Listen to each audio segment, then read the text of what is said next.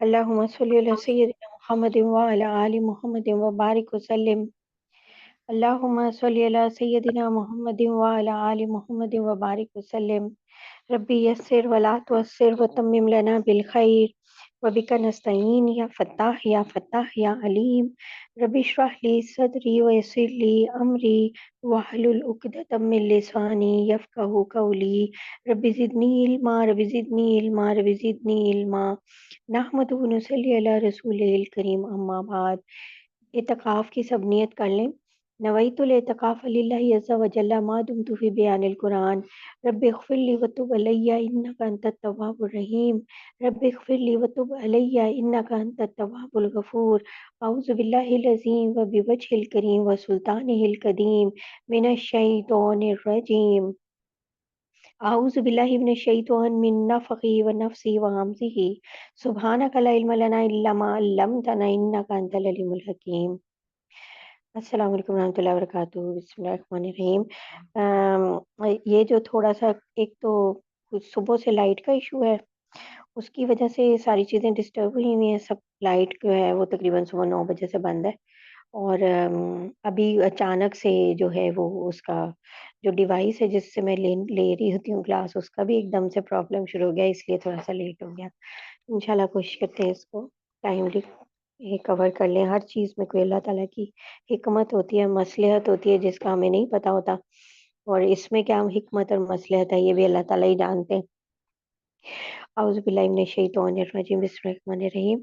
آج ہم الحمدللہ سورہ نساء ہم نے شروع کی ہوئی ہے، اور انشاءاللہ ہم آج اسے ختم کریں گے. سورہ آپ یہ 5واں سپارہ محسنات، اور آیت نمبر 86 تک ہم نے کر لیا تھا، 87 تک بلکہ. لیکن ہم یہ جو 86 آیت ہے اس کو ایک دفعہ پھر کرتے ہیں تاکہ اس کو ڈیٹیل سے تھوڑا سا اس کے بارے میں کچھ گفتگو ہو جائے. اعوذ باللہ من الشیطان الرجیم. بسم اللہ الرحمن الرحیم.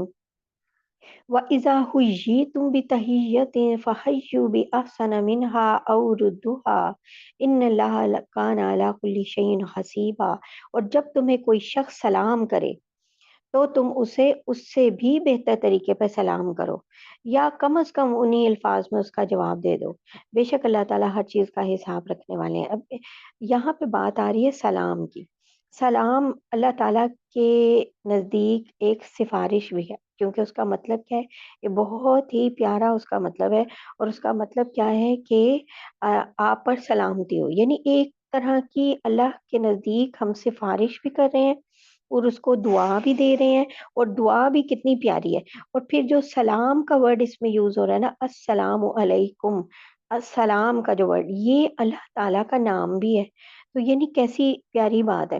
تو سفارش کا، کیونکہ اس سے پہلے سفارش کا حکم اللہ نے بتایا نا پچھلی آیت میں، کہ جو کوئی بری سفارش کرتا ہے اسے اس برائی میں سے حصہ ملتا ہے، اور جو اچھی سفارش کرتا ہے اسے اس کی اچھائی میں سے حصہ ملتا ہے. یعنی کہ اصل میں یہ جو بھی ہم نیکی کرتے ہیں، جو ایک دوسرے کو کچھ بتاتے ہیں، سکھاتے ہیں، یا ایک دوسرے کو سفارش کرتے ہیں، یا جو بھی نیکی ہوتی ہے، وہ جب تک اس کا فائدہ کوئی نہ کوئی اٹھاتا رہتا ہے تو وہ اتنی دیر تک جو ہے چلتی چلی جاتی ہے.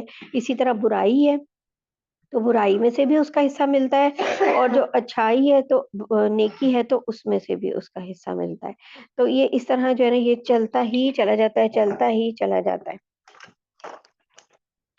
اور جو اس کے علاوہ یہ ہے کہ جو اللہ تعالیٰ نے یہاں کیا کہا کہ جو السلام علیکم ہے نا، تو ایک تو یہ کہ اس کو السلام علیکم کمپلیٹ پورا ٹھیک سے کہنا چاہیے. دوسرا اس کے جواب میں اللہ تعالیٰ یہاں فرما رہے ہیں، لیکن حکم ہے، اللہ کی آیت ہے کہ یعنی کہ اس کا جواب ایٹ لیسٹ پہلے تو کیا کہا ہے، اس سے بہتر طریقے پر دو، بہتر طریقے پر سلام کرو. اور اگر یا پھر انہی الفاظ میں اس کا جواب دو. یہ نہیں کہا بہتر طریقے پہ صرف جواب دینا ہے، سلام کرنا ہے بہتر طریقے پہ. یعنی اگر کوئی صرف السلام علیکم کہتا ہے تو جواب میں وعلیکم السلام ورحمۃ اللہ کہیں، بہتر دعا دیں. اور اگر وہ السلام علیکم ورحمۃ اللہ کہتا ہے تو جواب میں وعلیکم السلام ورحمۃ اللہ وبرکاتہ کہیں. اور اللہ تعالیٰ کہہ رہے ہیں اچھا اور کچھ نہیں تو کم از کم انہی الفاظ میں السلام علیکم کا جواب وعلیکم السلام ضرور ایون کر دیں، یعنی اتنا تو۔ اور البتہ ایک اور بات یہ ہے کہ کسی مسلمان کے سلام کا بالکل ہی جواب نہ دینا، یعنی یہ نہیں کہ آپ کو پتہ ہی نہیں چلا تو اس لیے نہیں دیا، جان بوجھ کے تو قدورتوں کی وجہ سے کسی بھی وجہ سے تو یہ جائز نہیں ہے، ٹھیک ہے نا، اس میں گناہ ہوتا ہے اس سے۔ تو بجائے اس کے کہ آپ اس کا جواب نہیں دے رہے، ہاں جواب دینے چاہیے۔ وہ کیا کہتے ہیں نا، جتنی بھی دشمنی ہو کچھ ہو، سلام جو ہے نا وہ رکھنا چاہیے۔ کہیں مل گئے ہیں سلام وعلیکم السلام، ایٹ لیسٹ اتنا جو ہے نا وہ ہونا چاہیے۔ تو یعنی آپ کو کوئی دعا دے رہا ہے تو اور آپ کے لیے اللہ سے سفارش کر رہا ہے سلامتی کی، تو آپ بھی اس کو جواب میں دو۔ اس کا مطلب کیا ہوا، صرف دعا کی بات نہیں ہے، دعائیں بھی کرو ایک دوسرے کے لیے، بہترین ایک دوسرے کے لیے جس طرح بھی، یعنی کہ اگر آپ اس کے لیے کوئی اچھا کر سکتے ہو، اگر کوئی آپ کو گفٹ دیتا ہے یا کچھ بھی، تو آپ بھی اس سے بہتر دو، اور اس پہ ہمیں احادیث بھی ملتے ہیں۔ اور اللہ تعالیٰ کیا کہہ رہے ہیں، بے شک اللہ تعالیٰ ہر چیز کا حساب رکھنے والے ہیں، حساب، یعنی بے شک اللہ تعالیٰ ہر چیز کا حساب رکھنے والے ہیں۔ بسم اللہ الرحمن الرحیم، اللہ لا الہ الا هو لیجمعنکم الی یوم القیامہ، الی یوم القیامۃ لا ریب فیہ ومن اصدق من اللہ حدیثا۔ اللہ تعالیٰ وہ ہیں کہ اس کے سوا کوئی خدا نہیں، وہ تمہیں ضرور بھی ضرور قیامت کے دن اکٹھا کریں گے جس کے آنے میں کوئی شک نہیں۔ وہ کون ہے جو اللہ سے زیادہ بات کا سچا ہو۔ فما لکم فی المنافقین فئتین واللہ ارکسہم بما کسبوا۔ پھر تمہیں کیا ہو گیا ہے کہ منافقین کے بارے میں تم دو گروہ بن گئے، حالانکہ انہوں نے جیسے کام کیے ان کی بنا پہ اللہ نے ان کو اوندھا کر دیا ہے۔ آتریدون ان تہدوا من اضل اللہ، کیا تم یہ چاہتے ہو کہ ایسی شخص کو ہدایت پلاؤ جسے اللہ اس کی خواہش کے مطابق گمراہی میں مبتلا کر چکا ہے۔ اور یہ اللہ، اب بات کیا ہو رہی تھی کہ اب یہ جو آگے آیات آ رہی ہیں اس میں 4 قسم کے کافروں کا ذکر ہو رہا ہے، اور ہر قسم کے کافر کا حکم جو ہے نا علیحدہ بیان کیا ہے۔ پھر یہاں پہ ہجرت کی اہمیت جو ہے وہ ان ساری احادیث سے جہاد کی اہمیت، ہجرت کی اہمیت جو ہے وہ واضح ہو رہی ہے۔ اور اللہ تعالیٰ کیا بتا رہے ہیں اس آیت میں، اللہ تعالیٰ سب سے منافقین کی پہلی قسم کا ذکر کر رہے ہیں، فما لکم فی المنافقین، کہ منافقین کے بارے میں تمہیں ہو کیا گیا ہے کہ تم دو گروہ بن گئے ہو، یعنی کہ مسلمان ہی آپس میں دو رائے رکھ رہے ہیں منافقین کے بارے میں۔ ایک لوگ ان کے بارے میں نرمی کی رائے رکھتے ہیں، اور ایک لوگ ان کے بارے میں ذرا یعنی کہ سختی کی رائے رکھتے ہیں۔ تو اصل میں کیا ہوا تھا، مکہ کے کچھ لوگ تھے، مدینہ آئے تھے اور ظاہری طور پہ مسلمان ہو گئے تھے، اور مسلمانوں کی ہمدردی بھی ظاہر حاصل ہو گئی تھی کیونکہ مسلم ہو گئے تھے۔ کچھ عرصے بعد نبی صلی اللہ علیہ وسلم سے تجارت کے بہانے مکہ جانے کی انہوں نے واپس جانے کی اجازت لی، اور وہ واپس چلے گئے اور پھر واپس نہیں آئے۔ اب ان کے بارے میں شروع سے ہی مسلمانوں کی رائے تھی، یہ تھی کہ یہ کچھ لوگوں کی کہ یہ منافق ہے، اور کچھ لوگوں کی تھی کہ نہیں نہیں یہ تو سچے مسلمان ہیں۔ تو اب جب یہ لوگ چلے گئے، جب وہ مکہ جا کے واپس نہیں آئے تو ان کا کفر ظاہر ہو گیا، اور وہاں جا کے انہوں نے جس طرح کی گفتگو کی اور جس طرح سے سب کچھ کیا تو اس سے بھی پتہ چل گیا۔ تو اس وقت جب مدینہ ہجرت کر لی نبی صلی اللہ علیہ وسلم نے، اس وقت جب ہجرت کا اعلان ہو گیا اور اللہ تعالیٰ سے حکم آ گیا، تو اس وقت مکہ سے ہجرت کرنا ایمان کا لازمی حصہ تھا۔ اور جو بھی شخص جو ہجرت کر سکتا تھا پھر بھی ہجرت نہیں کرتا تھا، اسے مسلمان ہی نہیں کہتے تھے، قرار ہی نہیں دیتے تھے، مسلمان کہتے ہی نہیں تھے کہ بھئی یہ مسلمان نہیں۔ تو یہاں پہ بھی یہی بات آ رہی ہے کہ اب جب یہ کہ ان کا یعنی کہ نفاق جو ہے وہ سب کو پتہ چل گیا ہے، تو اب اس میں کسی بھی ڈیبیٹ کی ضرورت نہیں ہے آپس میں۔ اور کہ اللہ تعالیٰ کہہ رہے ہیں تمہیں کیا ہو گیا کہ تم منافقین کے بارے میں دو گروہ، منافق تو منافق ہوتا ہے، اس کے بارے میں دو گروہ بننے کی کیا ضرورت ہے، نرمی یا اس طرح کا دکھانے کی کیا ضرورت ہے، حالانکہ انہوں نے جیسے کام کیے ان کی بنا پہ اللہ نے ان کو اوندھا کر دیا ہے، ٹھیک ہے نا یعنی۔ اور ان کے لیے منافقین پر جو سب سے مشکل چیز تھی نا، وہ ان میں سے سب سے زیادہ بڑی مشکل ہجرت تھی۔ لیکن ہجرت حبشہ جو تھی نا، پہلی ہجرت اور دوسری ہجرت، ہجرت حبشہ کی طرف جو تھی وہ اختیاری ہجرت تھی، یعنی کہ نبی صلی اللہ علیہ وسلم نے ایک انتہائی سختیوں کے بعد مسلمانوں کو یہ کہا تھا کہ اگر کوئی یعنی کیونکہ حبشہ میں امن ہے تو اس لیے، اور مسلمانوں کو وہاں امن ملے گا، تو اگر کوئی ہجرت کرنا چاہتا ہے کیونکہ اتنی سختیوں کی وجہ سے، تو پھر وہ وہاں یعنی چلے جائیں۔ تو اس طرح مسلمانوں کے لیے اختیاری ہجرت تھی، یعنی کہ چاہتے تو کرتے اور چاہتے تو نہیں۔ لیکن ہجرت مدینہ کا حکم تھا، حکم کہ یہ کرنی کرنی، اور جو نہیں کریں گے وہ اس سے پتہ چل جائے گا کہ وہ منافق ہے یا مسلمان۔ تو اسی لیے لوگوں نے تو اپنا سب کچھ، اور ہجرت میں کیا ہوتا ہے، گھر چھوڑو، مال چھوڑو، اولاد چھوڑو، کئی بار اولاد جو مسلمان نہیں اس کو چھوڑو، یا پھر اپنے پیرنٹس کو چھوڑو، جیسے حضرت مصعب بن عمیر اپنے پیرنٹس کو چھوڑ کے آئے تھے۔ مطلب ہجرت کرنا ایک بہت ہی مشکل کام ہے۔ آپ کا وہاں بزنس ہے، بزنس چھوڑو، ہر چیز چھوڑ کے، مال جائیداد جس گھر میں آپ رہ رہے ہیں، جہاں آپ سکون سے رہ رہے تھے، سب کچھ چھوڑ کے تو آپ اس کو مطلب ہجرت کرنا کہتے ہیں، کہ آپ نے اسلام کی خاطر آپ ایک جگہ سے دوسری جگہ چلے گئے۔ اور آگے بھی آیات آ رہی ہیں اس کے بارے میں، اور ابھی یہاں سے یہ بات جو ہے اللہ تعالیٰ شروع کر رہے ہیں۔ کیا تم یہ چاہتے ہو کہ ایسے شخص کو ہدایت پر لاؤ جسے اللہ اس کی خواہش کے مطابق گمراہی میں مبتلا کر چکا ہے؟ وَمَن يُضْلِلِ اللَّهُ فَلَن تَجِدَ لَهُ سَبِيلًا، اور جسے اللہ گمراہی میں مبتلا کر دے اس کے لیے تم ہرگز کبھی کوئی بھلائی کا راستہ نہیں پا سکتے۔ یعنی یہ جسے اس کی اللہ تعالیٰ اس کی خواہش کے مطابق، یہ گمراہی کی خواہش اپنی ہی ہوتی ہے، اسی میں انسان بڑھتا چلا جاتا ہے اپنے نفس کے مطابق۔ آگے بھی اس کے بارے میں ہی اللہ تعالیٰ بات کر رہے ہیں۔ وَدُّوا لَوْ تَكْفُرُونَ كَمَا كَفَرُوا، یہ لوگ یہ کیا ہے اس طرح کہ یہ لوگ چاہتے ہیں، یہ ہے کہ جس طرح انہوں نے کفر کو اپنا لیا ہے، فَتَكُونُونَ سَوَاءً فَلَا تَتَّخِذُوا مِنْهُمْ أَوْلِيَاءَ، اسی طرح تم بھی کافر بن کے سب برابر ہو جاؤ۔ لہٰذا مسلمانوں تم ان میں سے کسی کو اس وقت تک دوست نہ بناؤ، اولیاء حتی یہاجروا فی سبیل اللہ، جب تک کہ وہ اللہ کے راستے میں ہجرت نہ کر لے۔ یعنی اللہ کے راستے میں ہجرت کرنے سے یہ بھی پتہ چل جائے گا کہ کس سے دوستی کی جا سکتی ہے۔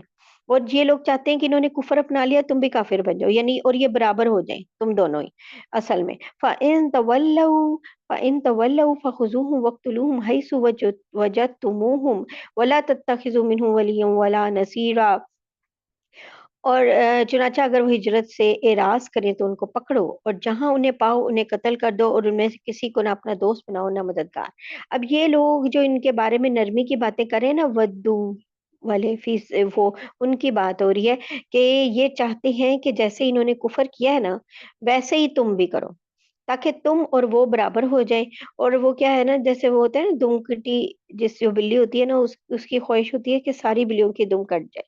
تو یہ ہجرت یہ تو کر نہیں رہے، تو یہ چاہتے ہیں کہ اور دیکھیں ہجرت نہیں، جو نہیں کر رہا وہ یہاں اللہ تعالیٰ نے اسے کافروں کے حکم میں کر دیا، ٹھیک ہے نا۔ اور یہ کیا کہا کہ اب وہ کافروں کے حکم میں ہو گئے ہیں، یہ ہجرت نہیں کر رہے، تو جہاں نظر آئے پکڑو قتل کرو، یعنی اور انہیں اپنا دوست نہ بنانا، یعنی مت سمجھنا بھی نہ اور بنانا بھی نہ۔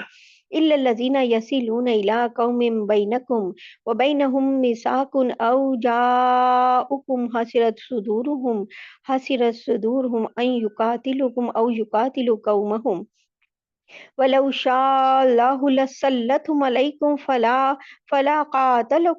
فَلَا قَاتَلُوكُمْ فَإِنِ اعْتَزَلُوكُمْ فَلَمْ يُقَاتِلُوكُمْ وَأَلْقَوْا إِلَيْكُمُ السَّلَامَ فَمَا جَعَلَ اللَّهُ لَكُمْ عَلَيْهِمْ سَبِيلًا۔ ہاں وہ لوگ اس حکم سے مستثنا ہیں۔ اب یہ آ گیا جی ایکسیپشنز کہ کون کون سے استثنا والے ہیں، جو کسی ایسی قوم سے جا ملیں جن کے اور تمہارے درمیان کوئی صلح کا معاہدہ ہے، یا وہ لوگ جو تمہارے پاس اس طرح ہیں کہ ان کے دل تمہارے خلاف جنگ کرنے سے بیزار ہوں، اور اپنی قوم کے خلاف جنگ کرنے سے بھی، یعنی تمہارے ساتھ جنگ کرنے سے بھی اور اپنی قوم کے ساتھ بھی۔ اب ایسے منافقین سے جنگ کرنے اور انہیں قتل کرنے کا حکم دیا گیا تھا جن کا کفر ظاہر ہو گیا۔ البتہ اب یہ جو حکم ہے نا، اس میں دو قسم کے لوگ اللہ تعالیٰ نے ایکسیپشنز دیے ہیں۔ ایک وہ جو کسی غیر مسلم قوم کے ساتھ یعنی مل جائیں، اور جن سے مسلمانوں نے کوئی ایگریمنٹ کیا ہو کہ وہ ان سے جنگ نہیں کریں گے، اور ان کے ساتھ جا کے یہ لوگ بھی مل جائیں تو اب ان سے جنگ نہیں کرنی۔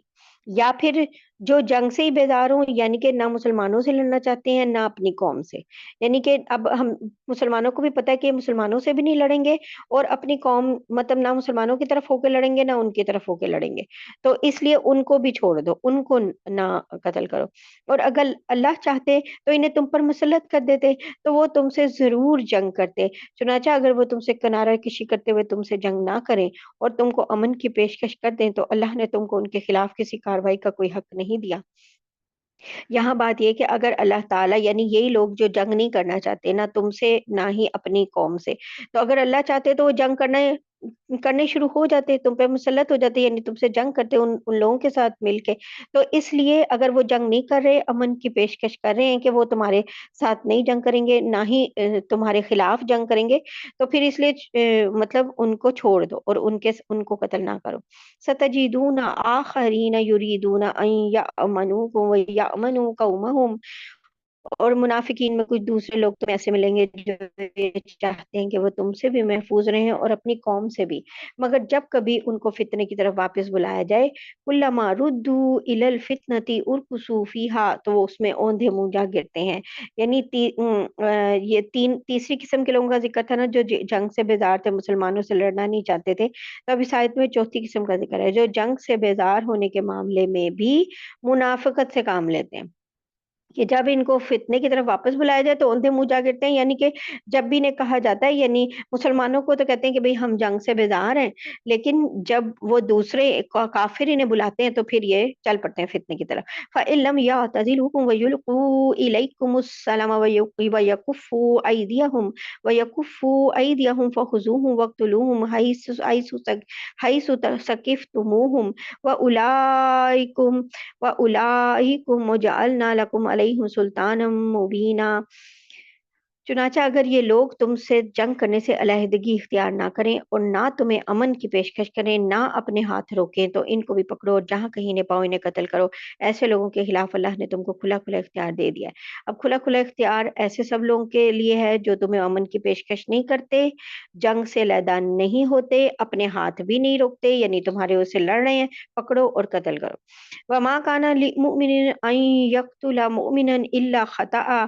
اب یہاں سے شروع ہو رہے ہیں وہ احکامات جو قتل ہونے کے ہیں. اللہ تعالیٰ نے صاف صاف ان کی سزائیں بتائی ہیں کہ اگر کوئی شخص غلطی سے قتل کر دیتا ہے کسی کو، قتل خطا اسے کہتے ہیں. یعنی کہ قتل ہونے کا اب کیا ہے، اللہ تعالیٰ تو یہ کہہ رہے ہیں، ہمیں آگے قرآن میں اس کا حکم بھی آ رہا ہے کہ جان بوجھ کے تو کوئی مسلمان کسی دوسرے مسلمان کو یا کسی دوسرے انسان کو قتل کر ہی نہیں سکتا.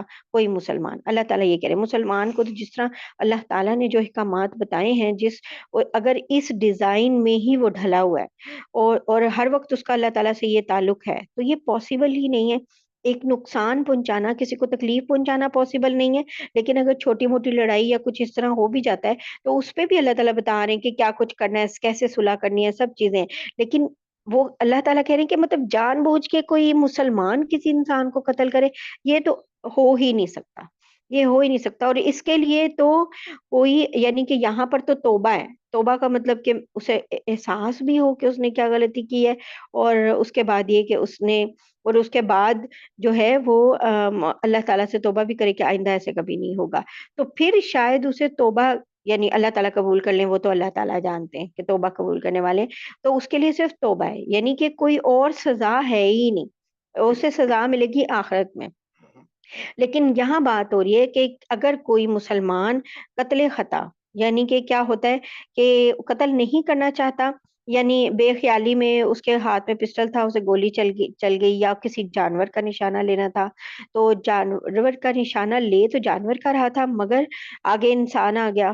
تو اس طرح کر کے نا، اس طرح کوئی مطلب اس نے کنواں کھودا تھا کسی اور کام کے لیے، اس میں کوئی انسان گر کے مر گیا، یا پھر جیسے ایکسیڈنٹ ہو جاتے ہیں آج کل، قتل خطا، ٹھیک ہے نا، اسے پتہ بھی نہیں ہوتا، اس کو قتل کرنے کی نہ وہ قتل کرنا چاہتا ہے، نہ اس کے ساتھ کوئی دشمنی ہے، نہ وہ اسے کوئی جانتا بھی ہے ایون سم ٹائم، لیکن غلطی سے قتل ہو جائے کسی انسان کو، تو پھر کیا ہے، پھر بھی قتل تو ہو گیا نا، ایک آدمی دنیا سے چلا گیا ہے. اب جو آدمی دنیا سے چلا گیا اس کے لیے آپ نے کیا کرنا ہے؟ کسی مسلمان کا یہ کام نہیں کہ وہ کسی دوسرے مسلمان کو قتل کرے، الا یہ کہ غلطی سے ہو جائے. اللہ تعالیٰ کہہ رہے ہیں کہ مسلمان کسی دوسرے مسلمان کو قتل کرے، ہو ہی نہیں سکتا، لیکن غلطی سے ہو جائے تو پھر کیا کرنا ہے؟ وَمَنْ قَتَلَ مُؤْمِنًا خَطَأً فَتَحْرِيرُ رَقَبَةٍ مُؤْمِنَةٍ وَدِيَةٌ مُسَلَّمَةٌ إِلَىٰ أَهْلِهِ إِلَّا أَن يَصَّدَّقُوا. اور جو شخص کسی مسلمان کو غلطی سے قتل کر بیٹھے تو اس پہ فرض ہے کہ وہ ایک مسلمان غلام آزاد کرے. پہلی بات، غلام آزاد کرے، وہ کون سا مسلمان، اور دیت یعنی خون بہا، بلڈ منی جو ہوتا ہے، مقتول کے وارثوں کو پہنچائے، اللہ یہ کہ وہ معاف کر دے. یہ دونوں چیزیں ہیں، غلام بھی آزاد کرنا ہے، دیت بھی دینی ہے. اور اگر مقتول کسی ایسی قوم سے تعلق رکھتا ہو، فَإِنْ كَانَ مِنْ قَوْمٍ عَدُوٍّ لَكُمْ وَهُوَ مُؤْمِنٌ فَتَحْرِيرُ رَقَبَةٍ مُؤْمِنَةٍ، اور جو تمہاری دشمن ہے ایسی کسی قوم سے تعلق رکھتا ہے مگر وہ خود مسلمان ہو، تو بس ایک مسلمان غلام کو آزاد کرنا فرض ہے، اب خون بہا دینا بلڈ منی واجب نہیں ہے۔ وَإِنْ كَانَ مِنْ قَوْمٍ بَيْنَكُمْ وَبَيْنَهُمْ مِيثَاقٌ فَدِيَّةٌ مُسَلَّمَةٌ إِلَىٰ أَهْلِهِ وَتَحْرِيرُ رَقَبَةٍ مُؤْمِنَةٍ فَمَن لَّمْ يَجِدْ فَصِيَامُ شَهْرَيْنِ مُتَتَابِعَيْنِ تَوْبَةً مِّنَ اللَّهِ وَكَانَ اللَّهُ عَلِيمًا حَكِيمًا۔ اب اگر کسی کے پاس مومن غلام نہیں ہے، جیسے آج کل نہیں ہے، تو اس کے لیے اللہ نے بتایا کہ اس کا کیا، اللہ تعالیٰ بتا رہے ہیں کہ کیا آلٹرنیٹ ہے۔ اور اگر مقتول ان لوگوں میں سے ہو جو مسلمان نہیں، مگر ان کے اور تمہارے درمیان کوئی ایگریمنٹ ہے، معاہدہ ہے، جیسے ذمی ہوتے ہیں جو مسلمان ملک میں رہ رہے ہوتے ہیں، تو بھی یہ فرض ہے کہ خون بہا اس کے یعنی کہ بلڈ منی اس کے وارثوں تک پہنچایا جائے اور ایک مسلمان غلام کو آزاد کیا جائے۔ ہاں اگر کسی کے پاس غلام نہ ہو تو اس پہ فرض ہے کہ 2 مہینے تک مسلسل روزے رکھے، 2 مہینے تک مسلسل روزے، اور دیکھیں یہاں پر نہیں ہے کہ اس کے بعد نہیں تو کسی کو کھانا کھلا دے، نہیں، اگر غلام نہیں ہے تو اب فرض ہے کہ 2 مہینے تک مسلسل روزے رکھے، یعنی دیکھیں قیامت تک آنے والا دین ہے نا، قیامت تک کے لیے اگر نہیں غلام، جیسے اب غلام اور لونڈیاں اویلیبل نہیں ہے تو کیا کرنا ہے؟ توبۃ من اللہ، اور یہ اللہ سے توبہ کا طریقہ ہے جو اللہ نے مقرر کیا ہے، اور اللہ تعالیٰ علیم و حکیم ہے۔ وَمَن يَقْتُلْ مُؤْمِنًا مُتَعَمِّدًا فَجَزَاؤُهُ جَهَنَّمُ خَالِدِينَ فِيهَا وَغَضِبَ اللَّهُ عَلَيْهِ وَلَعَنَهُ وَأَعَدَّ لَهُ عَذَابًا عَظِيمًا، اور جو شخص کسی مسلمان کو جان بوجھ کے قتل کرے تو اس کی سزا جہنم ہے جس میں وہ ہمیشہ رہے گا، اور اللہ اس پر غضب نازل کریں گے اور لعنت بھیجیں گے، اور اللہ نے اس کے لیے زبردست عذاب تیار کر رکھا ہے۔ اور لعنت، غضب کرنا تو اللہ کی بات ہے، اور جو لعنت کی جہاں تک بات ہے تو لعنت کا مطلب کیا ہے؟ لعنت کا مطلب ہے، یہ بہت بڑا ورڈ ہے جو ہم اتنے آرام سے ہم نے اپنے گھروں میں یا اس طرح محلوں میں یا بچپن میں یا ویسے لوگوں کو سنتے ہیں، بہت ہی آرام سے یہ ورڈ یوز کرتے ہوئے، یہ بہت بڑا ورڈ ہے، اور اس کا استعمال بالکل پروہبٹ ہونا چاہیے، ایکچولی پروہبٹڈ ہونی چاہیے بالکل یہ چیز کے، اور کبھی آپ کے بچے تو یہ لفظ سنے بھی نہ، کہ وہ سنیں گے تو پھر وہ اس کو یاد رکھیں گے اور آگے بھی کریں گے۔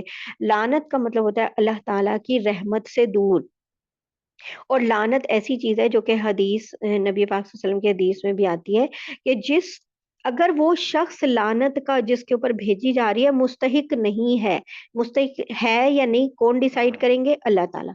اگر اللہ تعالیٰ کو پتہ ہے، آپ تو لعنت کریں، آپ کے دل میں غصہ ہے جو بھی ہے آپ نے یہ کہا، لیکن اگر وہ شخص اس لعنت کا مستحق نہیں تو کیا ہوگا؟ یہ لعنت جو ہے آسمان کی طرف جاتی ہے، پھر آسمان سے واپس بھیجی جاتی ہے، زمین کی طرف جاتی ہے، زمین اسے قبول نہیں کرتی، کیونکہ اللہ کی رحمت کے بغیر تو کچھ بھی نہیں ہو سکتا۔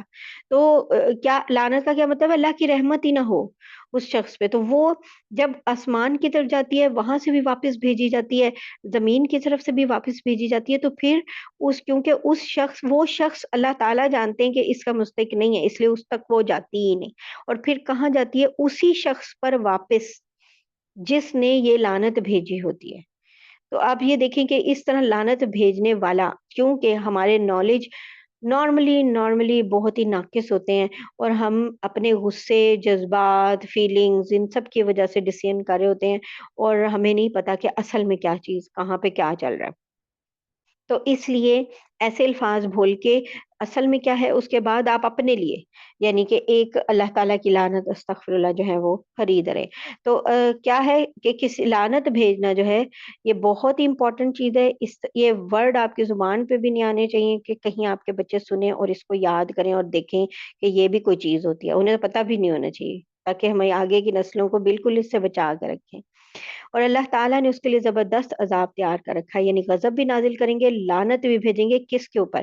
جو شخص کسی مسلمان کو جان بوجھ کر قتل کرے، تو اللہ تعالیٰ کہہ رہے ہیں سزا بھی جہنم ہے، ہمیشہ رہے گا، غضب بھی اللہ کا نازل ہوگا، غصہ بھی ہے اللہ کا، اور لعنت بھی اللہ تعالیٰ کی اس کے اوپر آ رہی ہے۔ اللہ تعالیٰ یہ اتنی بڑی بات ہے کہ اللہ تعالیٰ ایسے ایسے لوگوں کے اوپر قرآن میں آپ دیکھیں لعنت آتی ہے، اللہ تعالیٰ رحمت سے ہی دور کر رہے ہیں۔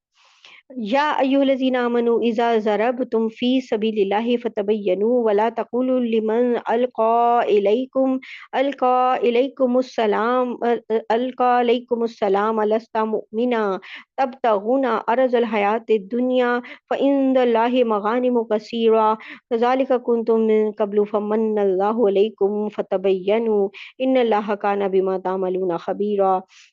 ए ईमान वालो, जब तुम अल्लाह के रास्ते में सफ़र करो तो तहकीक से काम लिया करो, और जो शख्स तुमको सलाम करे तो दुनिया की ज़िंदगी का सामान हासिल करने की ख्वाहिश में उसको ये ना कहो कि तुम मोमिन नहीं हो, क्योंकि अल्लाह के पास माल गनीमत के बड़े ज़ख़ीरे हैं, तुम भी तो पहले ऐसे ही थे, फिर अल्लाह ने तुम पर फ़ज़ल किया, लिहाजा तहकीक से काम लो, बेशक जो कुछ तुम करते हो अल्लाह उस सबसे पूरी तरह बाख़बर है। यानी तहकीक करो, तफ्तीश करो। अल्लाह के रास्ते में सफ़र करने से मुराद क्या है? जहाद के लिए सफ़र करना। तो एक वक़्त एक एक्चुअली एक वाक़या ऐसा हुआ था कि एक जहाद के दौरान कुछ जो मुस्लिम्स थे, वो जा रहे थे, तो कुछ नॉन मुस्लिम से मिले, तो नॉन मुस्लिम ने अपने आप को सहाबा से, यानी उन जो मुसलमान सहाबा थे उनसे बचाने के लिए सलाम किया। तो वो सहाबा ये समझे कि इन लोगों ने सिर्फ़ अपनी जान बचाने के लिए सलाम किया है। तो सलाम का मतलब क्या था? कि मुसलमान। तो और हकीकत में तो ये मुसलमान नहीं है। तो लिहाज़ा उन्होंने उनको कत्ल कर दिया। इस पर ये आयत नाज़िल हुई थी, जिसमें ये असूल बताया कि अगर कोई शख़्स हमारे सामने इस्लाम लाए या इस्लाम के तमाम ज़रूरी कायद का इकरार करे, तो हम उसे मुसलमान समझेंगे और उसके दिल का हाल अल्लाह पे छोड़ेंगे। और ये भी कहा है कि देखो, हाँ, अगर कोई ये है कि कोई खुल्लम-खुल्ला कुफ़्रिया अकायद रखता है, तो फिर अस्सलाम वालेकुम कहने से उसे मुसलमान नहीं समझेंगे। और दूसरी बात ये कहा था, ये अल्लाह ताला कह रहे हैं, शुरू में तुम भी तो गैर मुस्लिम ही थे ना, यानी उस वक़्त तो सबके सब गैर मुस्लिम से ही मुसलमान हुए थे। अभी कुछ देर, किसी को महीना हुआ है, किसी को 6 महीने हुए हैं, किसी को 4 महीने हुए हैं, किसी को 1 साल हुआ है, किसी को 5 साल हुए हैं, किसी को 6 साल हुए हैं, किसी को 10 साल हुए। इतने से ज़्यादा तो कोई मुसलमान था नहीं, है ना? तो 13 साल वो और 2-3 साल यहाँ के जो भी 2 साल हुए थे। तो इस लिहाज से टोटल नबी सल्लल्लाहु अलैहि वसल्लम को नबूवत की को मिले अभी 15 साल हुए थे। तो इस तरह 14-15 साल में कितने मुसलमान थे। तो तुम भी, अल्लाह ताला कह रहे हैं, पहले गैर मुस्लिम ही थे। तो और फिर अल्लाह ने तुम पे फ़ज़ल किया तो मुसलमान हो गए। तो तुम्हारे पास क्या दलील थी अपने मुसलमान होने की? एक ज़ुबानी इकरार के अलावा तो सच्चा मुसलमान होने की कोई दलील नहीं थी। तो इसलिए अगर तुम्हारे ज़ाहिरी इकरार करने पे ही मुसलमान माना गया है, तो अगर कोई और ज़ाहिरी इकरार कर रहा है और तुम्हें उसके बाकी डिटेल का नहीं पता, तो उसे मुसलमान ही मानो फ़िलहाल। हाँ, अगर बाद में वो लगता है कि यह मुनाफ़िक है या फिर जिस तरह के हालात आते हैं, तो उसके अकॉर्डिंग फिर उसके ऊपर डिसीज़न लगेगा उसके बाद। ला यस्तविल क़ाइदून मिनल मुअमिनीन गैरु उलिद दररि वल मुजाहिदून फ़ी सबिलिल्लाहि बिअमवालिहिम व अनफुसिहिम फ़ज़्ज़लल्लाहुल मुजाहिदीन बिअमवालिहिम व अनफुसिहिम अलल क़ाइदीन दरजह व कुल्लन वअदल्लाहुल हुस्ना व फ़ज़्ज़लल्लाहुल मुजाहिदीन अलल क़ाइदीन अजरन अज़ीमा। जिन मुसलमानों को कोई माज़ूरी लाहक ना हो और वो जहाद में जाने के बजाय घर में बैठ रहें, वो अल्लाह के रास्ते में अपने मालो जान से जिहाद करने वालों के बराबर नहीं है। और जो लोग अपने मालो जान से जिहाद करते हैं, उनको अल्लाह ने बैठ रहने वालों पर दर्जे में फ़ज़ीलत दी है, और अल्लाह ने सबसे अच्छाई का वादा कर रखा है, और अल्लाह ने मुजाहिदीन को बैठ रहने वालों पर बड़ी फ़ज़ीलत देके बड़ा सवाब बख्शा है। ये उस हालत का ज़िक्र हो रहा है कि जब जहाद हर शख्स के ज़िम्मे फ़र्ज़ ऐन ना हो। अब जैसे अभी फ़र्ज़ ऐन नहीं है, हालाँकि होना चाहिए। क्यों? क्योंकि फ़लस्तीन में भी मुसलमानों के साथ जो कुछ हो रहा है, वो जहाद का ही तकाज़ा करता है। इसी तरह और कुछ उलमा ने जहाद का फ़तवा भी दिया है, मगर गवर्नमेंट सारी चुप करके बैठी हुई है। ऐसे में जो लोग जहाद में, अल्लाह ताला कह रहे हैं, जाने के बजाय घर में बैठे रह गए, कि जब ऐलान हो गया तो और ऐलान कर दिया गया है कि भई अब जहाद हर एक के ज़िम्मे फ़र्ज़ ऐन है, उस वक़्त तो बैठे रह ही नहीं सकते। आपने मस्ट जाना है। लेकिन अगर फ़र्ज़ ऐन ना हो, तो ऐसे लोग ऐसे वक़्त में जो जहाद में जाने के बजाय घर में बैठेंगे, उन पर कोई गुनाह तो नहीं है, यहाँ अल्लाह ताला ये कह रहे हैं। और उनके ईमान और दूसरे नेक कामों की वज़ह से जन्नत का वादा किया है। लेकिन अल्लाह ताला कह रहे हैं, जो लोग जहाद में जाएँगे, उनका दर्जा ज़्यादा है। और जहाँ मतलब फ़र्ज़ ऐन हो जाए, वहाँ तो जानी मुसलमानों का अमीर जहाद का हुक्म दे दे, फिर तो यानी जैसे कोई दुश्मन अटैक वग़ैरह करता है, फिर तो घर बैठना हराम है इसके लिए। दरजात मिन्हु मग़फ़िरतुम व रहमा व कान लहू गफ़ूर रहीमा। अपने पास से बड़े दर्जे और मग़फ़िरत और रहमत, और अल्लाह बहुत बख्शने वाले बड़े मेहरबान हैं। इन्नल लज़ीना तवफ़्फ़ाहुमुल मलाइकतु ज़ालिमी अनफुसिहिम क़ालू फ़ीमा कुन्तुम। और जिन लोगों ने अपनी जानों पर जुल्म किया था और इसी हालत में फरिश्ते उनकी रूह कब्ज़ करने आए, तो वो बोले तुम किस हालत में थे? क़ालू कुन्ना मुस्तज़अफ़ीन फ़िल अर्ज़। वो कहने लगे हम तो ज़मीन में बेबस बना दिए गए थे। क़ालू अलम तकुन अर्ज़ुल्लाहि वासिअतन फ़तुहाजिरु फ़ीहा। फरिश्तों ने कहा, क्या अल्लाह की ज़मीन कुशादा न थी कि तुम उसमें हिजरत कर जाते? फ़उलाइका मअवाहुम जहन्नम। लिहाज़ा ऐसे लोगों का ठिकाना जहन्नुम है। वसाअत मसीरा। और वो नहायत बुरा अंजाम है। यहाँ पर एक और लोगों की बात अब हो रही है। एक तो वो लोग थे ना जिनके ऊपर जहाद अभी फ़र्ज़ ऐन नहीं था। लेकिन अब एक और है, इन्नल लज़ीना तवफ़्फ़ाहुम, जिन लोगों ने अपनी जानों पर ज़ुल्म किया। ये जानों पर ज़ुल्म करना क्या है? इसका मतलब होता है नॉर्मली किसी गुनाह का इर्तिकाब करना। तो गुनाह करके इंसान अपनी जान को नुकसान पहुँचाता है। अब होता क्या है कि यानी अपनी जानों पे ज़ुल्म करने वाले वो लोग हैं जिन्होंने कुदरत के बावजूद, यानी कि वो कर सकते थे मक्का से मदीना की तरफ हिजरत, मगर नहीं की। तो अब क्या है, इसी तरह ये मुसलमानों के लिए जब हिजरत का हुक्म आ गया तो मक्का में रहने वाले हर मुसलमान पे फ़र्ज़ था कि मदीना की तरफ हिजरत करे। तो अगर कोई शख्स नहीं करता तो मुसलमान ही नहीं समझते। तो अब ऐसे लोगों के बारे में बात हो रही है कि जो जिन्होंने अपनी जानों पर ज़ुल्म किया था। अब आज के लिहाज़ से देखें कि आप किसी ऐसे कंट्री में हैं जहाँ आप इस्लामिक कोई भी चीज़ फ़ॉलो नहीं कर सकते, इस्लामिक रोज़ा नहीं रख सकते, और रख लें तो खोल नहीं सकते, या कोई और भी इस तरह की चीज़ें, मतलब ये पॉसिबल ही नहीं है।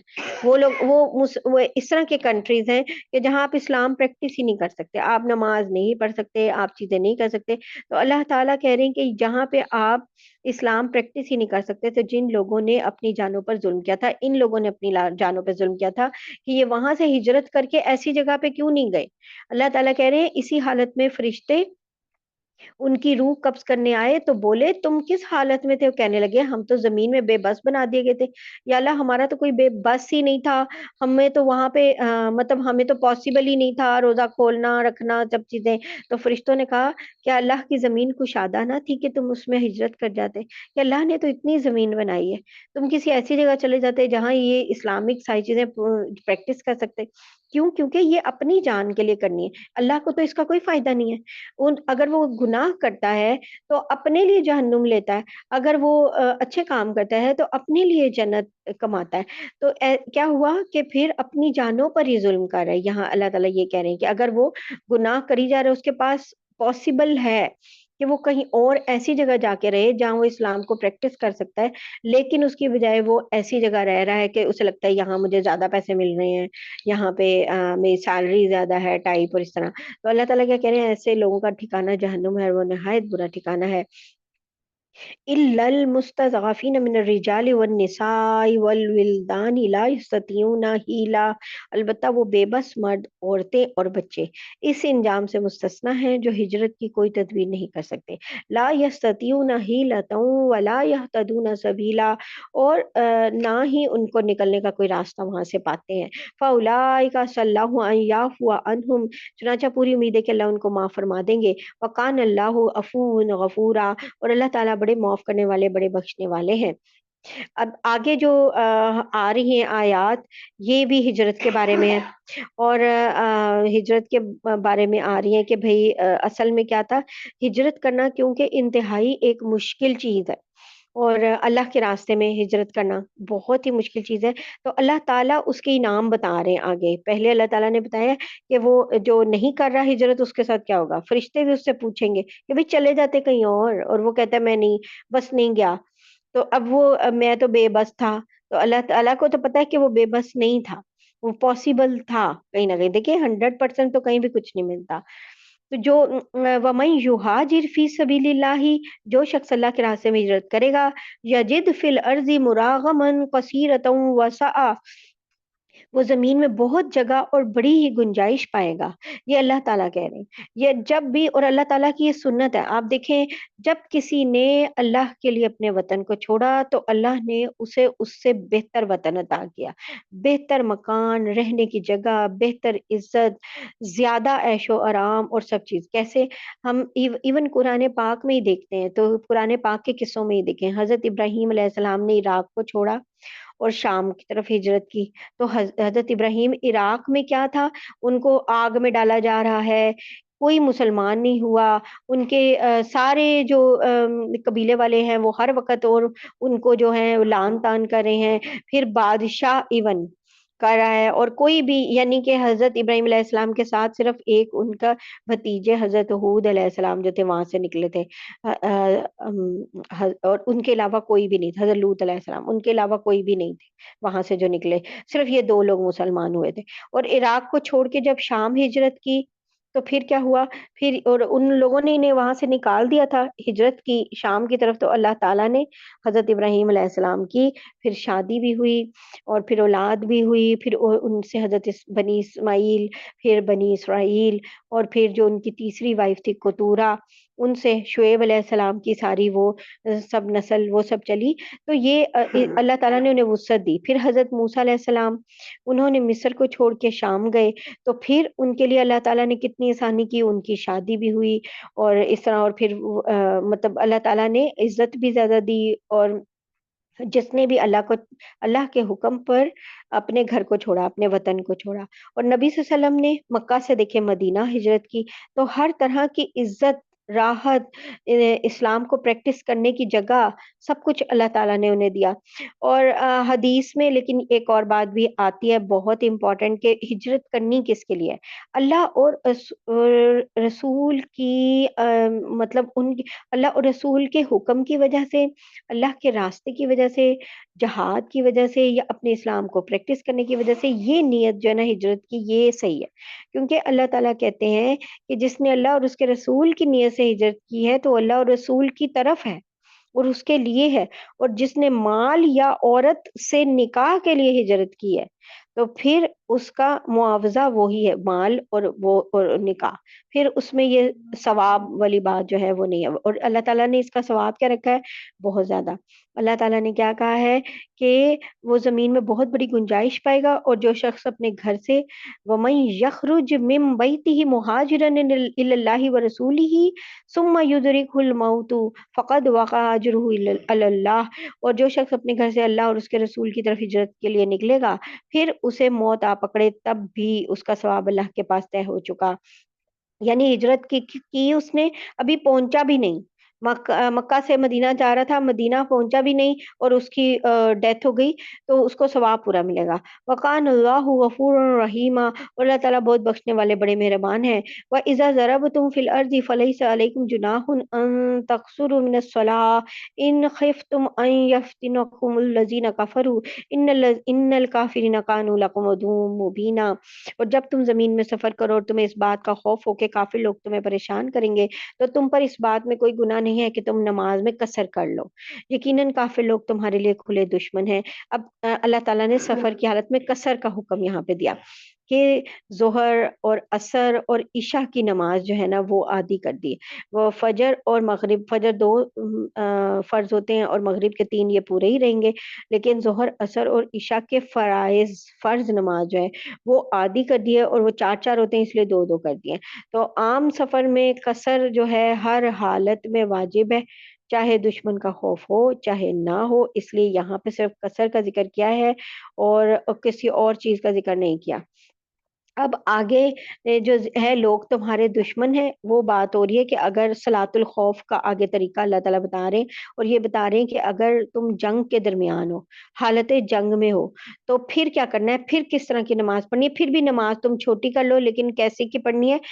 وَإِذَا كُنْتَ فِيهِمْ فَأَقَمْتَ لَهُمُ الصَّلَاةَ فَلْتَقُمْ طَائِفَةٌ مِّنْهُمْ مَعَكَ وَلْيَأْخُذُوا أَسْلِحَتَهُمْ فَإِذَا سَجَدُوا فَلْيَكُونُوا مِنْ وَرَائِكُمْ وَلْتَأْتِ طَائِفَةٌ أُخْرَى لَمْ يُصَلُّوا فَلْيُصَلُّوا مَعَكَ وَلْيَأْخُذُوا حِذْرَهُمْ وَأَسْلِحَتَهُمْ۔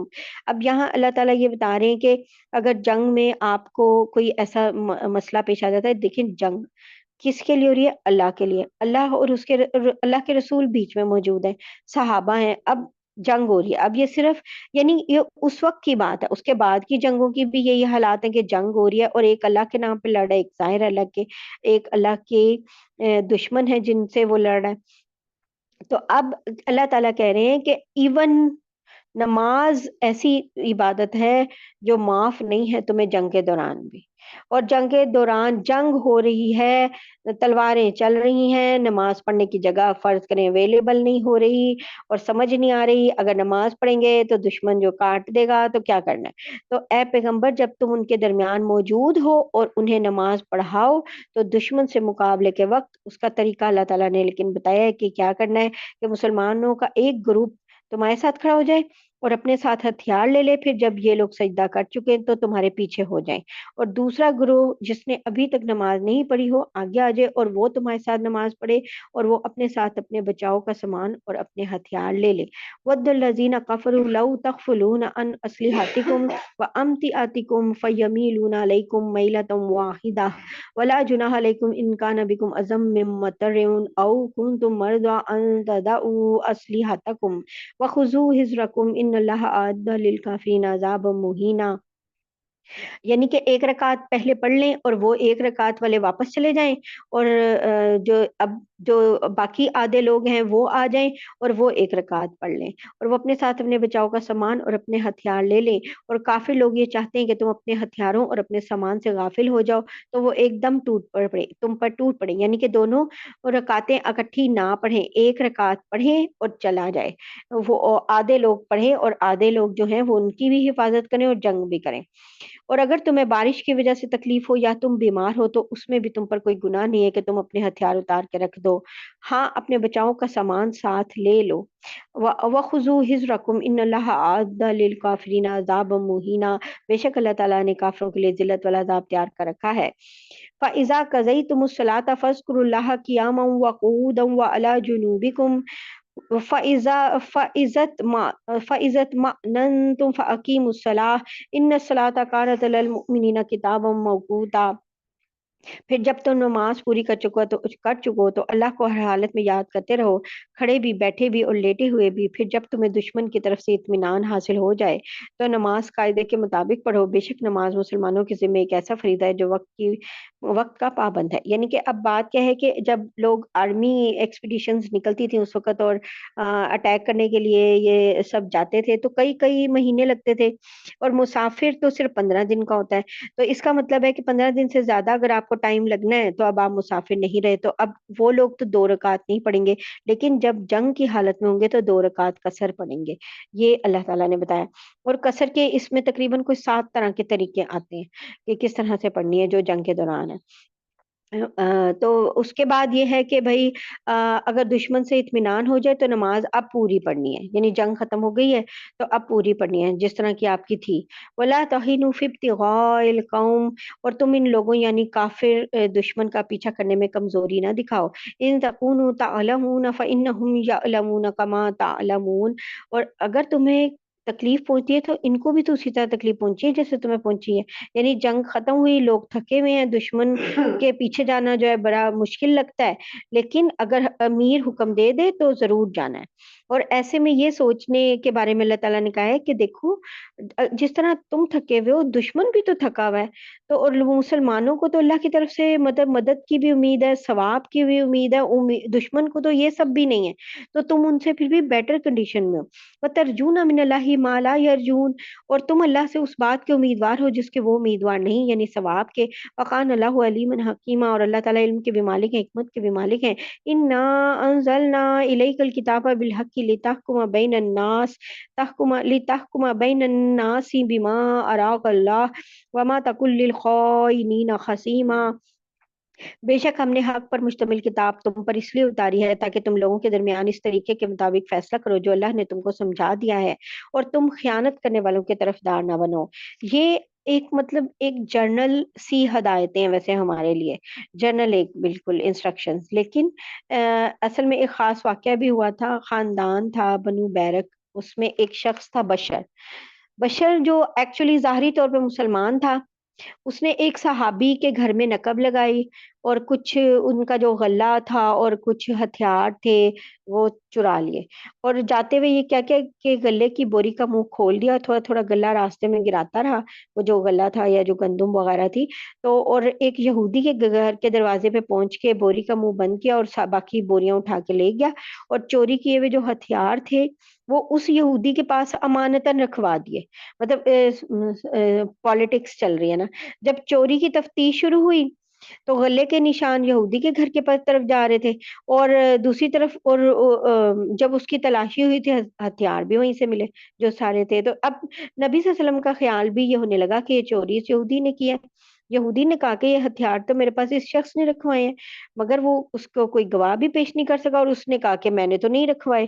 تو اب یعنی کہ اب سب کا یہ ایک ہو رہا تھا گمان، یا اس یہ خیال کر رہے تھے کہ یہ جان بچانے کے لیے اس شخص کا نام لے رہا ہے کہ ہتھیار اس نے میرے پاس رکھوائے ہیں، اور جو بشر کے خاندان کے لوگ تھے وہ بھی بشر کی بہت زیادہ وکالت کر رہے تھے کہ سزا جو ہے اس یہودی کو دی جائے کیونکہ یہی غلط ہے، اور بشر خود بھی نہیں مان رہا تھا۔ تو ابھی یہ یعنی سلسلہ چل رہا تھا، ابھی نبی صلی اللہ علیہ وسلم نے کوئی فیصلہ نہیں کیا تھا، لیکن نبی صلی اللہ علیہ وسلم کے دل میں بھی یہی خیال آ رہا تھا کہ شاید یہ یہودی غلط ہے۔ تو بشر کی دھوکہ بازی جو تھی نا، اللہ تعالیٰ نے ان آیات میں بتا دی، اور یہ بھی بتا دیا کہ یہودی بے گناہ ہے۔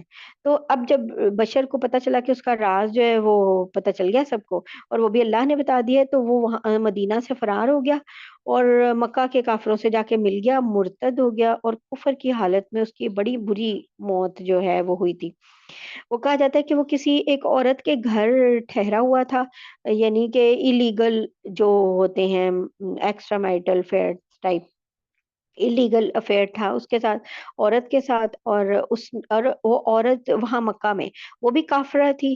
تو لیکن جب اس کو یہ زیادہ ڈیٹیل یہ پتہ چلی کہ اس طرح اس نے وہاں دھوکہ کیا اور اس طرح کیا، تو اس نے بھی اسے اپنے پاس سے نکال دیا، اور پھر کیا ہوا کہ ایک اور شخص کے مکان میں وہ چلا گیا اور وہاں رہنے لگا۔ پھر اس نے ایک اور شخص کے مکان میں نقب لگائی کیونکہ بزنس وغیرہ کچھ کرتا نہیں تھا، کھانے پینے کے لیے کچھ تو چاہیے، تو اب اس کا کام تو پہلے یہی تھا دھوکہ دینا، چوری کرنا، تو اس نے ایک اور گھر میں نقب لگائی، تو وہ دیوار اس کے اوپر ہی گر گئی جس دیوار کے اوپر وہ نقب لگا رہے تھے، اور وہ مر گیا۔ تو یہ چیز اللہ تعالیٰ یہاں بتا رہے ہیں، اور پھر ان آیات کے ذریعے جو آگے بھی آ رہی ہیں، ایک تو یہ بتا رہے ہیں اللہ تعالیٰ کہ معاملے کی جو صحیح حقیقت تھی وہ نبی صلی اللہ علیہ وسلم پہ کھولی، پھر مقدمے کے فیصلے کس طرح کرنے چاہیے، مقدمات جو آتے ہیں وہ بتائے کہ پہلا اصول تو یہ ہونا چاہیے کہ تمام فیصلے اللہ کی کتاب کے اور احکام کے تابع ہونے چاہیے، اور دوسری بات یہ کہ اللہ تعالیٰ اپنے پیغمبر پر بہت سے ایسے امور خود کھولتے ہیں، یعنی وہی بھیجتے ہیں جو کہ قرآن میں ذکر نہیں ہو رہی ہوتی، تو فیصلے ان کی روشنی ہونے چاہیے، یہی بات اللہ تعالیٰ یہاں پہ جو ہے کہہ رہے ہیں، اور یہ بھی کہہ رہے ہیں کہ جو خیانت کرنے والے ہیں نا ان کے طرفدار نہیں بننا، یہ جو خیانت کرنے والے ہیں، اور خیانت کرنے والا کون تھا؟ وہ شخص، وہ بندہ۔ تو اللہ تعالیٰ یہ کہہ رہے ہیں کہ خیانت کرنے والے جو ہیں ان کی وکالت نہیں کرنی، ان کے وکیل نہیں بننا، جب پتہ چل جائے پھر تو بالکل بھی نہیں بننا۔ وَاسْتَغْفِرِ اللَّهِ، اور بے شک اللہ بہت بخشنے والے ہیں، ان اللہ کان غفور الرحیم، اور بڑے بخشنے والے بڑے مہربان ہیں۔ وَلَا تُجَادِلْ عَنِ الَّذِينَ يَخْتَأْنُونَ أَنفُسَهُمْ، اور کسی تنازع میں ان لوگوں کی وکالت نہ کرنا جو خود اپنی جانوں سے خیانت کرتے ہیں۔ ان اللہ لا يحب من کان خوانا اثیما، اللہ تعالیٰ کسی بھی خیانت کرنے والے گناہ گار کو پسند نہیں کرتے۔ اب یعنی یہاں پہ جو بات آ رہی ہے نا کہ اللہ تعالیٰ کسی اس حوالے سے آپ ایک بات بڑی امپورٹنٹ ہے وہ دیکھیں، شفاعت کا جو مسئلہ ہم سمجھتے ہیں، تو ہم نے کیا امیدیں لگائی ہوئی ہیں اللہ تعالیٰ سے کہ نبی صلی اللہ علیہ وسلم جو ہیں وہ ہماری طرف سے شفاعت کریں گے، چاہے ہم بےایمانیاں کریں، حرام خوریاں کریں، اللہ کے حکم کو توڑیں، نافرمانی کریں، جو بھی اللہ نے کہا ہے اس کو ایک کان سے سنیں دوسرے سے نکالیں، سارے جو اللہ کے حکم اگنور کریں، اور تو اللہ تو کہ پھر بھی کیا ہوگا؟ اللہ کے جو نبی ہیں صلی اللہ علیہ وسلم وہ ہماری شفاعت کریں گے۔ اور یہاں کیا کہہ رہے ہیں اللہ تعالیٰ کہ خیانت کرنے والے کی طرف سے ہی نبی صلی اللہ علیہ وسلم کو بھی وکالت سے منع کر دیا، تو کہاں پھر کس کی شفاعت اور کیسی، اگر اگر اپنے ہم اعمال کو سیدھا نہیں کرتے اور دیکھتے نہیں ہیں، تو اللہ تعالیٰ کہہ رہے ہیں جو کسی تنازع میں لوگوں کی وکالت بھی نہ کرنا، جو خود اپنی جانوں سے خیانت کرتے ہیں، اللہ نبی صلی اللہ علیہ وسلم کی بات کر رہے ہیں، اور اللہ کسی بھی خیانت کرنے والے گناہ گار کو پسند نہیں کرتے۔ اور ہمارے لیے بھی جنرل ایک بات ہو گئی کہ یہ یستخفون من الناس ولا یستخفون من اللہ وهو معهم اذ یبیتون ما لا یرضى من القول وکان اللہ بما یعملون محیطا۔ یہ لوگوں سے تو شرماتے ہیں اور اللہ سے نہیں شرماتے، حالانکہ وہ اس وقت بھی ان کے پاس ہوتا ہے جب وہ راتوں کو ایسی باتیں کرتے ہیں جو اللہ کو پسند نہیں، اور جو کچھ یہ کر رہے ہیں اللہ نے ان سب کا احاطہ کر رکھا ہے، یعنی کہ لوگوں سے شرما رہے ہیں وہ سب باتیں، وہ سب خیانتیں کرتے ہوئے، لیکن اللہ تعالیٰ سے نہیں شرما رہے۔ اس کا مطلب کیا ہے کہ یہ اس بات کا یقین بھی نہیں رکھتے کہ اللہ تعالیٰ ان کے پاس ہے۔ اگر انہیں یقین ہو پھر تو انہیں شرم آئے گی نا کہ ہم کیوں غلط کام کریں۔ ہا انتم ہاؤلائی جادلتم عنہ فی الحیات الدنیا فمن یجادل اللہ عنہم یوم القیامت ام من یکون علیہم وکیلا۔ ارے تمہاری بساط یہی تو ہے، یعنی تم اس سے اتنی جرأت ہے، تمہاری اتنی ہمت ہے کہ تم نے دنیاوی زندگی میں لوگوں سے جھگڑ کر ان خیانت کرنے والوں کی حمایت کر لی، بھلا اس کے بعد قیامت کے دن اللہ سے جھگڑ کر کون ان کی حمایت کرے گا یا کون ان کا وکیل بنے گا؟ ہر شخص ہر مقدمے میں دونوں طرف کا وکیل ہوتا ہے۔ تو اور اب دیکھنا چاہیے، کچھ چیزیں تو ٹھیک ہے کنٹروورشل ہیں، کچھ چیزوں میں سمجھ نہیں آ رہی ہوگی، لیکن نارملی زیادہ تر معاملات ایسے ہوتے ہیں جن میں کلیئر کٹ سب بات سمجھ آتی ہے۔ تو اللہ کہہ رہے ہیں وکالت بھی نہیں کرنی ان کی، ایسے لوگوں کی جو غلط ہیں، اور تم دنیا کی زندگی میں تو جھگڑ کے خیانت کرنے والوں کی وکالت کر رہے ہو، حمایت بھی کر رہے ہو ان سب کی، جو غلط لوگ ہیں ان سب کی، تو قیامت کے دن اللہ سے جھگڑ کے بھی کیا کر لو گے؟ پھر ان کا کون وکیل بنے گا؟ وَمَن يَعْمَلْ سُوءًا أَوْ يَظْلِمْ نَفْسَهُ ثُمَّ يَسْتَغْفِرِ اللَّهَ يَجِدْ اللَّهَ غَفُورًا رَحِيمًا۔ اور جو شخص کوئی برا کام کر گزرے یا اپنی جان پہ ظلم کر بیٹھے پھر اللہ سے معافی مانگ لے تو اللہ کو بہت بخشنے والا بڑا مہربان پائے گا۔ وَمَن يَكْسِبْ إِثْمًا فَإِنَّمَا يَكْسِبُهُ عَلَى نَفْسِهِ وَكَانَ اللَّهُ عَلِيمًا حَكِيمًا۔ اور جو شخص کوئی گناہ کمائے تو وہ اس کمائی سے خود اپنے آپ کو نقصان پہنچاتا ہے، اور اللہ پورا علم بھی رکھتے ہیں، حکمت کے بھی مالک ہیں۔ وَمَن يَكْسِبْ خَطِيئَةً أَوْ إِثْمًا ثُمَّ يَرْمِ بِهِ بَرِيئًا فَقَدِ احْتَمَلَ بُهْتَانًا وَإِثْمًا مُبِينًا۔ اور اگر کوئی شخص کسی غلطی یا گناہ کا مرتکب ہو پھر اس کا الزام کسی بے گناہ کے ذمہ لگا دے تو وہ بڑا بھاری بہتان اور کھلا گناہ اپنے اوپر لاد لیتا ہے۔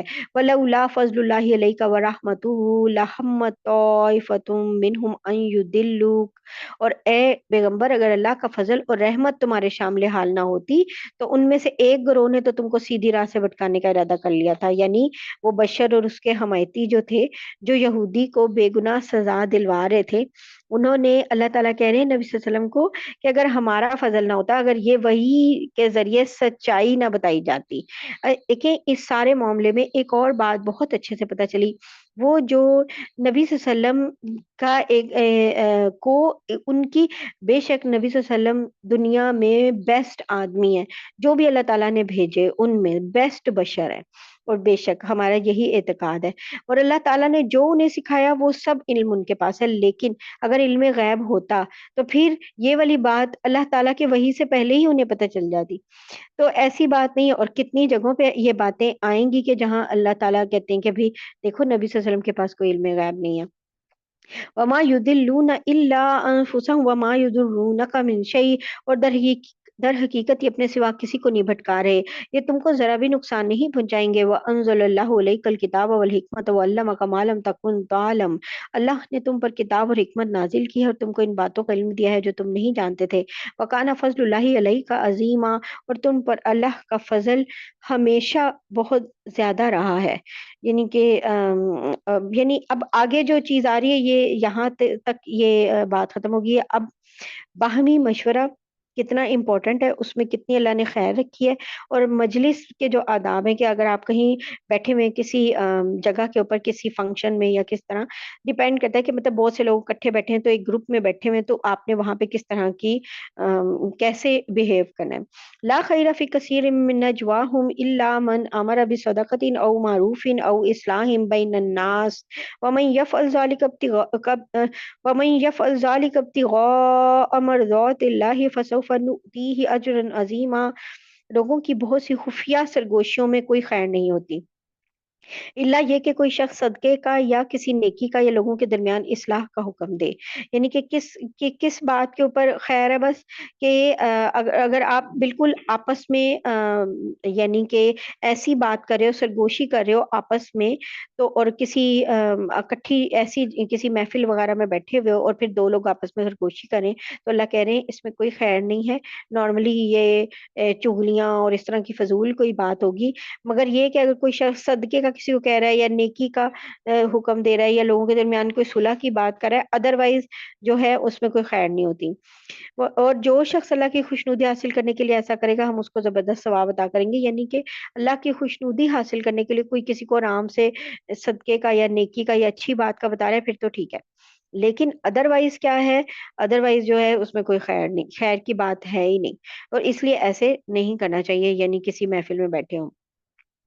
ومن يشاقق الرسول من بعد ما تبين له الهدى ويتبع غير سبيل المؤمنين نوله ما تولى ونصله جهنم وساءت مصيرا۔ اور جو شخص اپنے سامنے ہدایت واضح ہونے کے بعد بھی رسول کی مخالفت کرے اور مومنوں کے راستے کے سوا کسی اور راستے کی پیروی کرے، اس کو ہم اسی راہ کے حوالے کر دیں گے جو اس نے خود اپنائی ہے، اور اسے دوزخ میں جھونکیں گے، اور وہ بہت ہی برا ٹھکانہ ہے۔ یعنی کہ امت، اب یہ بھی پتہ چل گیا کہ امت مسلمہ ایک جگہ پر جہاں متفق ہو جائے تو اس کی مخالفت جائز نہیں ہے، وہ حق ہی ہوتا ہے۔ ان اللہ لا یغفر ان یشرک بہ ویغفر ما دون ذلک لمن یشاء ومن یشرک باللہ فقد ضل ضلالا بعیدا۔ بے شک اللہ اس بات کو نہیں بخشتا کہ اس کے ساتھ کسی کو شریک ٹھہرایا جائے، اور اس سے کم تر ہر گناہ کی جس کے لیے چاہتا ہے بخشش کر دیتا ہے۔ یہ تیسری دفعہ مضمون جو ہے قرآن میں اب تک آ رہا ہے کہ شرک کے علاوہ ہر گناہ اللہ تعالیٰ معاف کر دیتے ہیں اپنے فضل سے، لیکن شرک معافی کے بغیر جو ہے وہ، اور توبہ کے بغیر ایگزیکٹلی وہ معافی جو ہے ممکن نہیں ہوتی، اور وہ تو ہر انسان کو خود کو ہی پتا ہوتا ہے کہ وہ کتنا شرک کے نزدیک ہے یا دور ہے۔ اللہ تعالیٰ ہمیں اس سے بچا لے۔ اور جو شخص اللہ تعالیٰ کو اللہ تعالیٰ کے ساتھ کسی کو شریک ٹھہراتا ہے، وہ راہ راست سے بھٹک کر بہت ہی دور جا گرتا ہے۔ ان یدعون من دونہ الا اناسا، اللہ کو چھوڑ کر جن سے یہ دعائیں مانگ رہے ہیں وہ صرف چند زنانیاں ہیں۔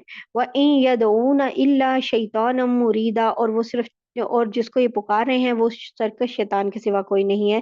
اب اصل بات یہ تھی کہ کفار مکہ جو من گھڑت دیویاں تھیں ان کو پوچھتے تھے، اور ساری مؤنث تھی، لات منات عزا، یہ جو ان کے سب سے بڑے بڑے بت تھے یہ سب مؤنث تھے، اور فرشتوں کو بھی وہ کیا کہتے تھے؟ اللہ کی بیٹیاں۔ یعنی ایک طرف تو عورتوں کو کمتر مخلوق سمجھتے تھے، انتہائی کمتر، نہ کوئی وراثت میں حصہ، بلکہ وہ اگر جیسے تھا کہ اگر باپ کی ڈیتھ ہو جاتی تھی تو بیٹوں کو خود ہی وہ وراثت کا مال سمجھ کے ہی مل رہی ہوتی تھی، مال ہی سمجھا ہوا تھا اس کو، وراثت میں حصہ تو بڑی دور کی بات تھی، یا کوئی اس کو کوئی معتبر یعنی اس طرح کا تھا کہ اگر کوئی شخص اپنی بیوی کی تعریف کر دیتا تھا تو اس کا بہت زیادہ مذاق اڑتا تھا کہ یہ اپنی بیوی کی تعریف کر رہا ہے۔ تو اس طرح تو اللہ تعالیٰ کہہ رہے ہیں کہ جن کو تم نے اپنا رب بنایا ہوا ہے وہ تو تمہارے خیال کے مطابق سارے مؤنث ہی ہیں، اور یعنی اس کا مطلب کیا ہوا کہ یعنی اتنی دو رخی تمہاری تھنکنگ پروسیس کس طرح کا ہے؟ دو رخا تھنکنگ پروسیس ہے کہ یہ ایک طرف تو تم اس عورت کو کچھ سمجھتے نہیں ہو، انتہائی کمتر سمجھتے ہو اپنے سے، لیکن جو تم نے اپنے رب بنائے ہوئے ہیں، لات منات عزا، اور یہ فرشتوں کو بھی اللہ کی بیٹیاں کہہ رہے ہو، تو یہ سب چیزیں کیا ہیں؟ یہ تم نے زنانیاں بنائی ہوئی ہیں۔ یعنی کیا ہوا؟ سرکش شیطان کے سوا کوئی بھی نہیں ہے جسے تم پکارے ہو، صرف شیطان ہے۔ لعن اللہ وقال لأتخذن من इबादिक नसीबम मफरूज़ा, जिस पर अल्लाह ने फटकार डाल रखी है, यानी शैतान के ऊपर, और उसने अल्लाह से ये कह रखा है मैं तेरे बंदों से एक तयशुदा हिस्सा लेकर रहूँगा। और शैतान ने क्या कहा था उस वक़्त जब अल्लाह ताला ने उस पे लानत की थी, तो उसने क्या कहा था, मैं तेरे बंदों से एक तयशुदा हिस्सा लेके रहूँगा। अल्लाह ताला से एक ज़िद उसने ये लगाई और ये बात कही। और क्या हम, अब ये हमें देखना है, यानी कि बहुत से बंदों को गुमराह भी करूँगा, अपना बना लूँगा, अपनी मर्ज़ी के काम कराऊँगा, तो ये अब हमें ये देखना है कि कहीं हम उन लोगों में तो नहीं शामिल हो, अल्लाह ताला हमें इससे बचा लें। वला उज़िल्लन्नहुम वला उमन्नियन्नहुम, और मैं उन्हें राहे रास्त से भटका के रहूँगा और उन्हें खूब आरज़ुएँ दिलाऊँगा। वला उमर्रन्नहुम वला आमुरन्नहुम, और मैं उन्हें खूब और उन्हें हुक्म दूँगा, फलयुबत्तिकुन्ना आज़ानल अनआमी, तो वो चौपायों के कान चीर डालेंगे। वला वला आमुरन्नहुम फलयुगय्यिरुन्ना खल्क़ल्लाह, और उन्हें हुक्म दूँगा तो अल्लाह की तख्लीक में तब्दीली पैदा करेंगे। यानी कि और शैतान अल्लाह ताला से क्या कह रहा है, मैं बराह रास्त से उन्हें राह रास्त से सीधे रास्ते से ही भटकाऊँगा, उन्हें खूब आरज़ुएँ दिलाऊँगा, उम्मीदें दिलाऊँगा, ख्वाहिशें उनके दिल में भरूँगा, और और उन्हें बताऊँगा कि नहीं-नहीं, देखो सब कुछ माफ़ हो जाएगा। करियर तो तुम्हारा, ये जो करियर है ये बड़ा ब्राइट है, यहीं लगे रहो, रिश्वत लेते रहो, इसमें तो बड़ा फ़ायदा है। नाजायज़ है तो कोई बात नहीं, खैर है, यहाँ तो सब यही काम कर रहे हैं, अल्लाह बख्श देगा, तुम तो अल्लाह के प्यारे रसूल की उम्मती हो, तुम्हें किस बात का खौफ है? ऐसी की ऐसी अजीबो-गरीब जो आरज़ुएँ हैं ना, वो शैतान दिला रहा होता है। और वो कहते हैं कि शैतान कहता है मैं हुक्म दूँगा, तो वो चौपायों के कान चीर डालेंगे, यानी कि वो जो चौपायों के कान चीर डालते थे एक्चुअली किसी न किसी मन्नत वग़ैरह के लिए किसी बुत के आगे कि ये मैं हम इसके कान चीर रहे हैं और इस तरह की मन्नतें माँगते थे। तो अभी भी देखें तो कितने पीरों बाबों के आगे अजीबो-गरीब मन्नतें मानी जाती हैं, और उन्हें हुक्म दूँगा तो अल्लाह की तख्लीक में तब्दीली करेंगे। अल्लाह की तख्लीक में तब्दीली जो है वो क्या है? अल्लाह की तख्लीक में तब्दीली बहुत कुछ है, और जो लेडीज़ हैं वो अपने हुस्न में इज़ाफ़े के लिए कितना कुछ करती हैं, उसमें उस वक़्त भी करती थी टैटूज़ बनाने और प्लकिंग, और दाँतों के दरमियान फ़ासला पैदा करती थीं, और इस तरह उसको भी अहादीस में अल्लाह की तख्लीक में तब्दीली का है। फिर और आजकल क्या हो रहा है, औरत मर्द बन रहे हैं, मर्द औरतें बन रही हैं, ट्रांसजेंडर और ये सब कुछ, ये सब क्या है? ये भी अल्लाह की तख्लीक में तब्दीली है। तो यहाँ से साफ-साफ क्या पता चल रहा है, ये अल्लाह की तख्लीक में तब्दीली की ख्वाहिश कौन पैदा कर रहा है? शैतान। तो अगर शैतान के रास्ते पे चले जाओगे, भटक भी जाओगे सीधे रास्ते से, और उसका हुक्म भी मान रहे हो और अल्लाह की तख्लीक में तब्दीली भी कर रहे हो। वमन यत्तखिज़ शैतान वलिय्यम मिन दूनिल्लाहि फ़क़द खसिर खुसरानम मुबीना, और इन्हें हुक्म दूँगा तो अल्लाह की तख्लीक में तब्दीली पैदा करेंगे, और जो शख्स अल्लाह की बजाय शैतान को दोस्त बनाए, उसने तो खुले-खुले खसारे का सौदा किया। याइदुहुम व युमन्नीहिम, वो तो उनसे वादे करता है और उन्हें आरज़ू में मुब्तला करता है। वमा याइदुहुम शैतानु इल्ला गुरूरा, जबकि हकीकत ये है कि शैतान उनसे जो भी वादा करता है वो धोखे के सिवा कुछ नहीं। उलाइका मअवाहुम जहन्नम वला यजिदूना अन्हा महीसा, इन सब का ठिकाना जहन्नुम है और उनको उससे बचने के लिए कोई राह फरार नहीं मिलेगी। वल्लज़ीना आमनु व अमिलुस सॉलिहाति सनुदखिलुहुम जन्नातिन तजरी मिन तहतिहल अनहार खालिदीन फीहा अबदा वअदल्लाहि हक्का व मन अस्दक़ु मिनल्लाहि क़ीला, और जो लोग ईमान लाए हैं और उन्होंने नेक अमल किए हैं, हम उनको ऐसे बागात में दाखिल करेंगे जिनके नीचे नहरें बहती होंगी, ये उनमें हमेशा-हमेशा रहेंगे। अल्लाह का सच्चा वादा है, और अल्लाह से ज़्यादा बात का सच्चा कौन हो सकता है? जो लोग ये शैतान की बातें नहीं करेंगे, शैतान के पीछे नहीं चलेंगे, तो वो अल्लाह ताला ये कह रहे हैं कि उसका हुक्म नहीं मानेंगे, तो अल्लाह ताला ने उनके लिए बहुत इनाम रखे हैं। लैसा बिअमानिय्युकुम वला अमानिय्यि अहलिल किताब मन यअमल सूअन युज़्ज़ बिही वला यजिद लहू मिन दूनिल्लाहि वलिय्यन वला नसीरा। और यहाँ पे अल्लाह ताला जो बात कर रहे हैं ना, असल में मुसलमानों और अहले किताब यानी यहूदियों और क्रिश्चियंस वगैरह इनके दरमियान आपस में मुकालमे भी होते रहते थे, और एक फ़ख्र की गुफ्तगू हो रही थी कि हम तो एक दूसरे से अफजल हैं। मुसलमान कह रहे थे कि हम अफजल हैं, अहले किताब कह रहे थे हम अफजल हैं।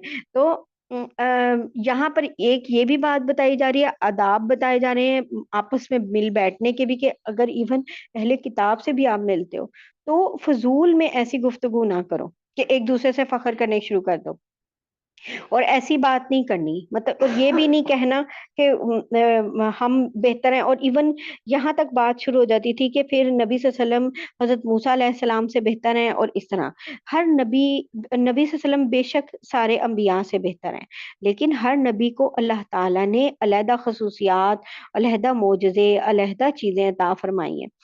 تو اس لیے ہمیں کسی کی کمپیریزن میں نہیں جانا، نبی صلی اللہ علیہ وسلم نے ہمیں پہلے سے اس بات کا منع کیا ہے۔ نہ تمہاری تمنائیں جنت میں جانے کے لیے کافی ہیں، نہ اہل کتاب کی آرزویں، یعنی جو ہم تمنا کر رہے ہیں سارے غلط الٹے کام کر کے بھی ہم کیا کہتے ہیں کہ اللہ تعالیٰ پھر بھی ہمیں بخش دیں گے، تو اللہ تعالیٰ کہہ رہے ہیں کہ نہ تمہاری صرف خواہشیں جنت میں جانے کے لیے کافی ہیں، نہ اہل کتاب کی آرزویں، جنت اتنی سستی نہیں ہے، جو بھی برا عمل کرے گا اس کی سزا پائے گا، اور اللہ کے سوا اسے اپنا کوئی مددگار نہیں ملے گا۔ یعنی کہ اعمال پہ فیصلہ ہونا ہے، یہاں بیٹھ کے فخر کی تقریریں کرنے سے کچھ نہیں ہونا۔ وَمَن يَعْمَلْ مِنَ الصَّالِحَاتِ مِن ذَكَرٍ أَوْ أُنثَىٰ وَهُوَ مُؤْمِنٌ فَأُولَٰئِكَ يَدْخُلُونَ الْجَنَّةَ وَلَا يُظْلَمُونَ نَقِيرًا۔ جو شخص نیک کام کرے گا چاہے وہ مرد ہو یا عورت، بشرط یہ کہ مومن ہو، تو ایسے لوگ جنت میں داخل ہوں گے، اور کھجور کی گٹلی کے شگاف کے برابر بھی ان پہ ظلم نہیں ہوگا۔ وَمَنْ أَحْسَنُ دِينًا مِّمَّنْ أَسْلَمَ وَجْهَهُ لِلَّهِ وَهُوَ مُحْسِنٌ وَاتَّبَعَ مِلَّةَ إِبْرَاهِيمَ حَنِيفًا۔ اور اس سے بہتر کس کا دین ہوگا جس نے اپنے چہرے سمیت سارے وجود کو اللہ کے آگے جھکا دیا ہو، جبکہ وہ نیکی کا خوگر بھی ہو، اور جس نے سیدھے سچے ابراہیم کے دین کی پیروی کی ہو، یعنی ابراہیم کے دین کے اوپر فوکسڈ ہو۔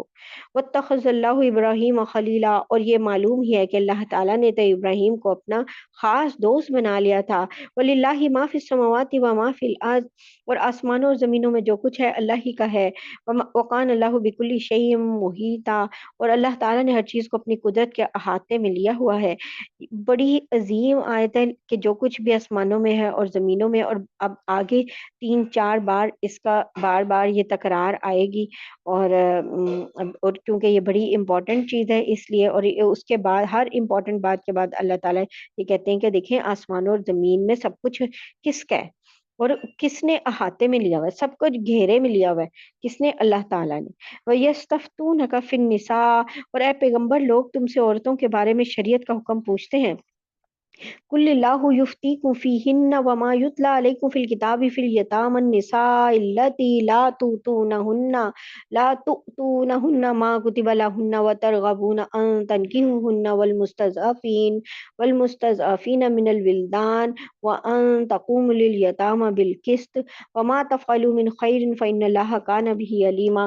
اب کیونکہ سورہ نساء آلموسٹ اینڈ کی طرف جا رہی ہے، تو اس وقت وہ جو پہلے حکم آئے تھے ان سے یہاں سے اس کا تعلق پھر سے شروع ہو رہا ہے۔ وہ یعنی کہ اے پیغمبر لوگ تم سے عورتوں کے بارے میں شریعت کا حکم پوچھتے ہیں۔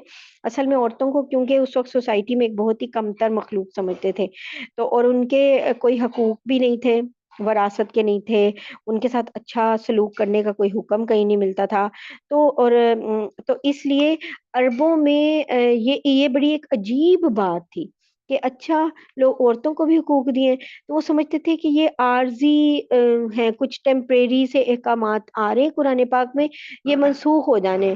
تو جب ان کی منسوخی کا کوئی حکم نہیں آیا تو یہ نبی صلی اللہ علیہ وسلم سے جا کے پوچھتے تھے کہ کیا عورتوں کے حکم ویسے ہی رہیں گے، مطلب جو آپ نے دیے تھے؟ تو اس پر یہ آیات نازل ہوئی ہیں کہ یہ احکام جو ہیں عارضی نہیں ہے، یہ ہمیشہ کے ہیں، اللہ تعالیٰ نے ان کا حکم دے دیا ہے، اور یعنی بہت سے کیونکہ مرد اور عورت کے آپس کے تعلقات کے بارے میں بھی احکامات ہیں نا، اور آگے بھی ان کے بارے میں وہ احکامات اللہ تعالیٰ اور کھول کے بیان کر رہے ہیں۔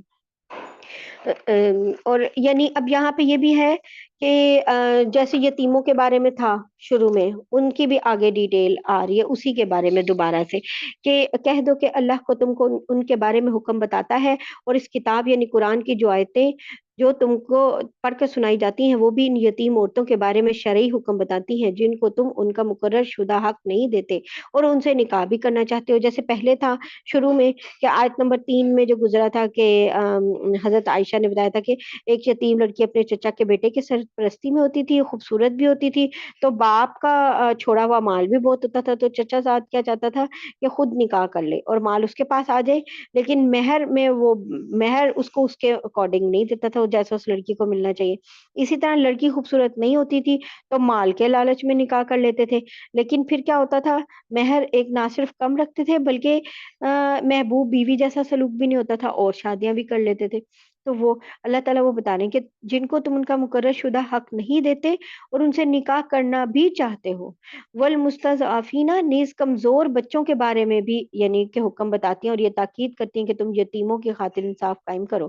یعنی اللہ تعالیٰ کہہ رہے ہیں جو نبی صلی اللہ علیہ وسلم سے وہ عورتوں وغیرہ کے حکم پوچھ رہے تھے تو اللہ تعالیٰ نے دوبارہ سے ان کو دہرایا اور ریپیٹ کیا اور بتایا کہ بھئی کچھ چینج نہیں ہونا، بلکہ دوبارہ سے یتیم عورتوں کے بارے میں بھی کہا کہ اگر مقرر شدہ صحیح سے حق دو اور نکاح بھی کرو، اگر نکاح کرنا چاہتے ہو تو صحیح طریقے سے مطلب ان کا کرو، اور کمزور بچوں کے بارے میں جو یتیم بچے ان کے بارے میں بھی کہ تم یتیموں کی خاطر انصاف قائم کرو، اور تم جو بھلائی کا کام کرو گے اللہ کو اس کا پورا پورا علم ہے۔ وَإِنِ امْرَأَةٌ خَافَتْ مِن بَعْلِهَا نُشُوزًا أَوْ إِعْرَاضًا فلا جناح علیہما ان یصلحا بینہما صلحا والصلح خیر واحضرت الانفس الشح وان تحسنوا وتتقوا فان اللہ کان بما تعملون خبیرا۔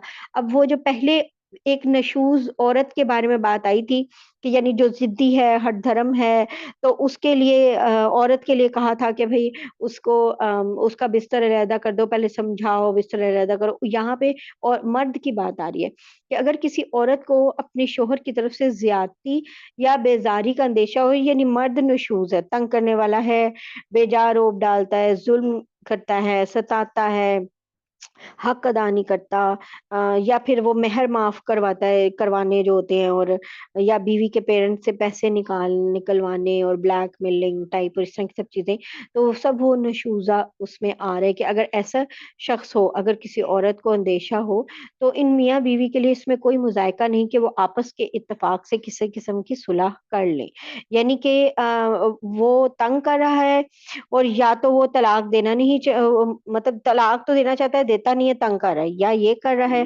یا پھر طلاق دینا چاہتا ہے اور بیوی جو ہے وہ طلاق نہیں لینا چاہتی، تو وہ کیا کریں کہ آپس میں کسی قسم کی صلح کر لیں، ایگریمنٹ کر لیں آرام سے بیٹھ کے۔ اب یعنی وائف اگر تو طلاق نہیں لینا چاہتی تو اپنے کچھ حقوق سے مطلب جو ہے اس کو سرنڈر کر دے اور شوہر سے صلح کر لے، یعنی کہہ دے کہ ٹھیک ہے مجھے اپنے نکاح میں رہنے دو مگر اور شادی کر لو، یا پھر اس طرح کی کوئی بھی چیز۔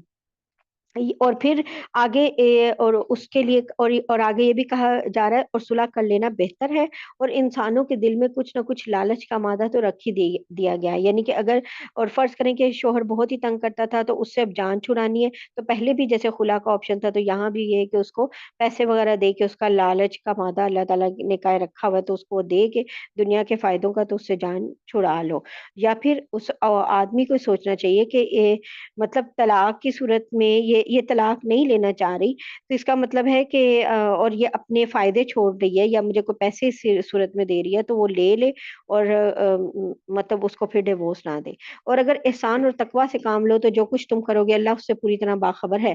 وَلَن تَسْتَطِيعُوا أَن تَعْدِلُوا بَيْنَ النِّسَاءِ وَلَوْ حَرَصْتُمْ فَلَا تَمِيلُوا كُلَّ الْمَيْلِ فَتَذَرُوهَا كَالْمُعَلَّقَةِ، اور عورتوں کے درمیان مکمل برابری رکھنا تو تمہارے بس میں نہیں ہے۔ وہ جو شروع کی آیت تھی نا کہ دو دو تین تین اور چار چار اور اپنی پسند کی شادی کر لو، اس کے بارے میں پھر سے یہ بات آ رہی ہے کہ عورتوں کے درمیان مکمل برابری رکھنا تمہارے بس میں نہیں ہے، چاہے تم ایسا چاہتے بھی ہو، البتہ کسی ایک طرف پورے کے پورے نہ جھک جاؤ کہ دوسری کو ایسا بنا کر چھوڑ دو جیسے کوئی بیچ میں لٹکی ہوئی چیز۔ وَإِن تُصْلِحُوا وَتَتَّقُوا فَإِنَّ اللَّهَ كَانَ غَفُورًا رَحِيمًا، اور اگر تم اصلاح اور تقوی سے کام لوگے تو یقین رکھو کہ اللہ بہت بخشنے والے اور بڑے ہی مہربان ہیں۔ یعنی انسان کے اختیار سے بہت چیزیں باہر ہیں، وہ جیسے نبی صلی اللہ علیہ وسلم جو ہیں پورا پورا برابر کا سلوک کرتے تھے، ایک جتنی راتیں ایک جتنا ٹائم ساری وائفس کو دیتے تھے، ایک جتنا آپ خرچ بھی دے رہے ہو، ٹائم بھی دے رہے ہو، سارا کچھ کر رہے ہو تو ظاہری طور پہ توجہ بھی دے رہے ہو، تو پھر بھی ایسا ہوتا ہے کہ کچھ جگہوں پہ جیسے نبی صلی اللہ علیہ وسلم حضرت بی بی عائشہ سے دل میں ان کا ملان زیادہ تھا، لیکن پھر بھی وہ انہوں نے کسی کی حق تلفی کبھی بھی نہیں کی، لیکن دل میں ان کا ملان حضرت عائشہ کے لیے زیادہ تھا، اور ایک حدیث میں آتا ہے کہ انہوں نے اللہ تعالیٰ سے اس بات کی دعا بھی کی کہ اس کے اوپر مجھ سے کوئی مواخذہ نہ کرنا۔ تو اللہ تعالیٰ یہی کہہ رہے ہیں کہ ہاں، عورتوں کے درمیان مکمل برابری رکھنا تمہارے بس میں ہی نہیں ہے، تم جتنا بھی چاہتے ہو، کم از کم دل کا جو ملان ہے وہ تو ظاہر ہے اس کے بس میں نہیں ہوتا، تو لیکن پھر بھی ایسا نہ کرو کہ کسی کے ساتھ زیادتی کرو اور ایک طرف بیچ میں لٹکی ہوئی چیز بنا دو۔ تو اور جو اللہ تعالیٰ جو ہیں، اور تقوی سے کام لو، اللہ سے ڈرو۔ وَإِن يَتَفَرَّقَا يُغْنِ اللَّهُ كُلًّا مِّن سَعَتِهِ وَكَانَ اللَّهُ وَاسِعًا حَكِيمًا، اور اگر دونوں جدا ہو جائیں تو اللہ اپنی قدرت اور رحمت کی وسعت سے دونوں کو ایک دوسرے کی حاجت سے بے نیاز کر دیں گے۔ یعنی اب کیا ہوا کہ کسی بھی طرح آپس میں صلح نہیں ہوئی، اور پھر کیا ہوا کہ پوری کوشش کی، یہاں پہ بھی ساری صلح کی بات تھی، اب پھر بھی صلح نہیں ہوئی ہے اور علیحدگی ہو گئی ہے، سپریشن ہو گئی ہے، تو اللہ تعالیٰ کہہ رہے ہیں خوش اسلوبی کے ساتھ اچھے طریقے سے قطع تعلق ہو، یہ نہیں کہ وہ دشمنی بن جائے، اور ہمارے ہاں تو دشمنیاں بن جاتی ہیں، جو بالکل دونوں خاندان بھی دشمن ہو جاتے ہیں، اور مطلب اچھی، اور ایک دوسرے پہ الزام اور اس طرح کی سب چیزیں، تو اللہ تعالیٰ کہہ رہے ہیں کہ یہ سب جو ہے نا، یہ نہیں ہونا چاہیے۔ وَإِن يَتَفَرَّقَا يُغْنِ اللَّهُ كُلًّا مِّن سَعَتِهِ وَكَانَ اللَّهُ وَاسِعًا حَكِيمًا، اور اگر دونوں ہی جدا ہو جائیں تو اللہ اپنی قدرت اور رحمت کی وسعت سے دونوں کو ایک دوسرے کی حاجت سے بے نیاز کر دے گا۔ وَلِلَّهِ مَا فِي السَّمَاوَاتِ وَمَا فِي الْأَرْضِ، اور اللہ تعالیٰ بڑی وسعتوں والے، بڑے حکمت والے ہیں۔ اور یہ جو زبردستی بندے رہنا ہوتا ہے نا، نکاح کا رشتہ، میاں بیوی پہ تھوپے رکھنا، تو اس سے دونوں کی زندگی خراب ہوتی ہے۔ اللہ تعالیٰ نے طلاق اور علیحدگی کا جو رستہ ہے یہ اختیار کرنا جائز بنایا ہے، اور اس لیے بنایا ہے تاکہ وہ دونوں ایک دوسرے کی ضرورت سے بھی نیاز ہو جاتے ہیں اور آگے اپنی لائف چلاتے ہیں۔ اور زبردستی بندے رہنا جو ہے نا، یہ ہم نے بہت سی چیزیں جو ہندوؤں سے لی ہیں، ان میں سے ایک یہ بھی چیز لی ہے۔ بے شک اللہ تعالیٰ کو یہ سب سے زیادہ ناپسند ہے، لیکن ناپسند ہونے کے باوجود یہ حلال ہے، کس لیے کہ زبردستی بندے نہ رہو۔ ہندوؤں میں بھی یہی کانسیپٹ ہے، زبردستی بندے رہنے والا، اور کرسچینٹی میں بھی یہی کانسیپٹ ہے۔ کرسچینٹی میں، ایکچوئل جو کرسچینٹی مذہب ہے، اس میں یہ ہے کہ جب تک آپ عورت کو بدکار ثابت نہ کر دیں تب تک آپ اس سے علیحدہ نہیں ہو سکتے، تو اس لیے پوری اس کے کورٹ کیسز میں بھی پوری یہی کوشش کی جاتی ہے، وہ نہیں بھی بدکار اور اس سے علیحدہ ہونا ہے تو پھر بدکار ثابت کرنا پڑے گا۔ وَلِلَّهِ مَا فِي السَّمَاوَاتِ وَمَا فِي الْأَرْضِ وَلَقَدْ وَصَّيْنَا الَّذِينَ أُوتُوا الْكِتَابَ مِن قَبْلِكُمْ وَإِيَّاكُمْ أَنِ اتَّقُوا اللَّهَ وَإِن تَكْفُرُوا فَإِنَّ لِلَّهِ مَا فِي السَّمَاوَاتِ وَمَا فِي الْأَرْضِ وَكَانَ اللَّهُ غَنِيًّا حَمِيدًا، اور آسمانوں اور زمینوں میں جو کچھ ہے اللہ ہی کا ہے۔ ہم نے تم سے پہلے اہل کتاب کو بھی اور تمہیں بھی یہی تاکید کی ہے کہ اللہ سے ڈرو، اگر تم کفر اپناؤ گے تو اللہ کا کیا نقصان ہے، کیونکہ آسمانوں اور زمینوں میں جو کچھ ہے اللہ ہی کا ہے، اور اللہ ہر ایک سے بے نیاز اور بذات خود لائق تعریف ہے۔ وَلِلَّهِ مَا فِي السَّمَاوَاتِ وَمَا فِي الْأَرْضِ، تیسری دفعہ یہ یہاں پہ آ رہا ہے، ریپیٹ ہو رہا ہے۔ وَكَفَىٰ بِاللَّهِ وَكِيلًا، آسمانوں اور زمینوں میں جو کچھ ہے اللہ ہی کا ہے، اور کام بنانے کے لیے اللہ ہی کافی ہے۔ اب 3 مرتبہ دہرایا گیا۔ پہلی مرتبہ کیا مقصد تھا؟ میاں بیوی کو یہ اطمینان دلانا کہ اللہ کی رحمت کے خزانے بڑے وسیع ہیں، کوئی نہ کوئی مناسب ذریعہ پیدا ہو ہی جائے گا، صلح کر لو، اچھی بات ہے۔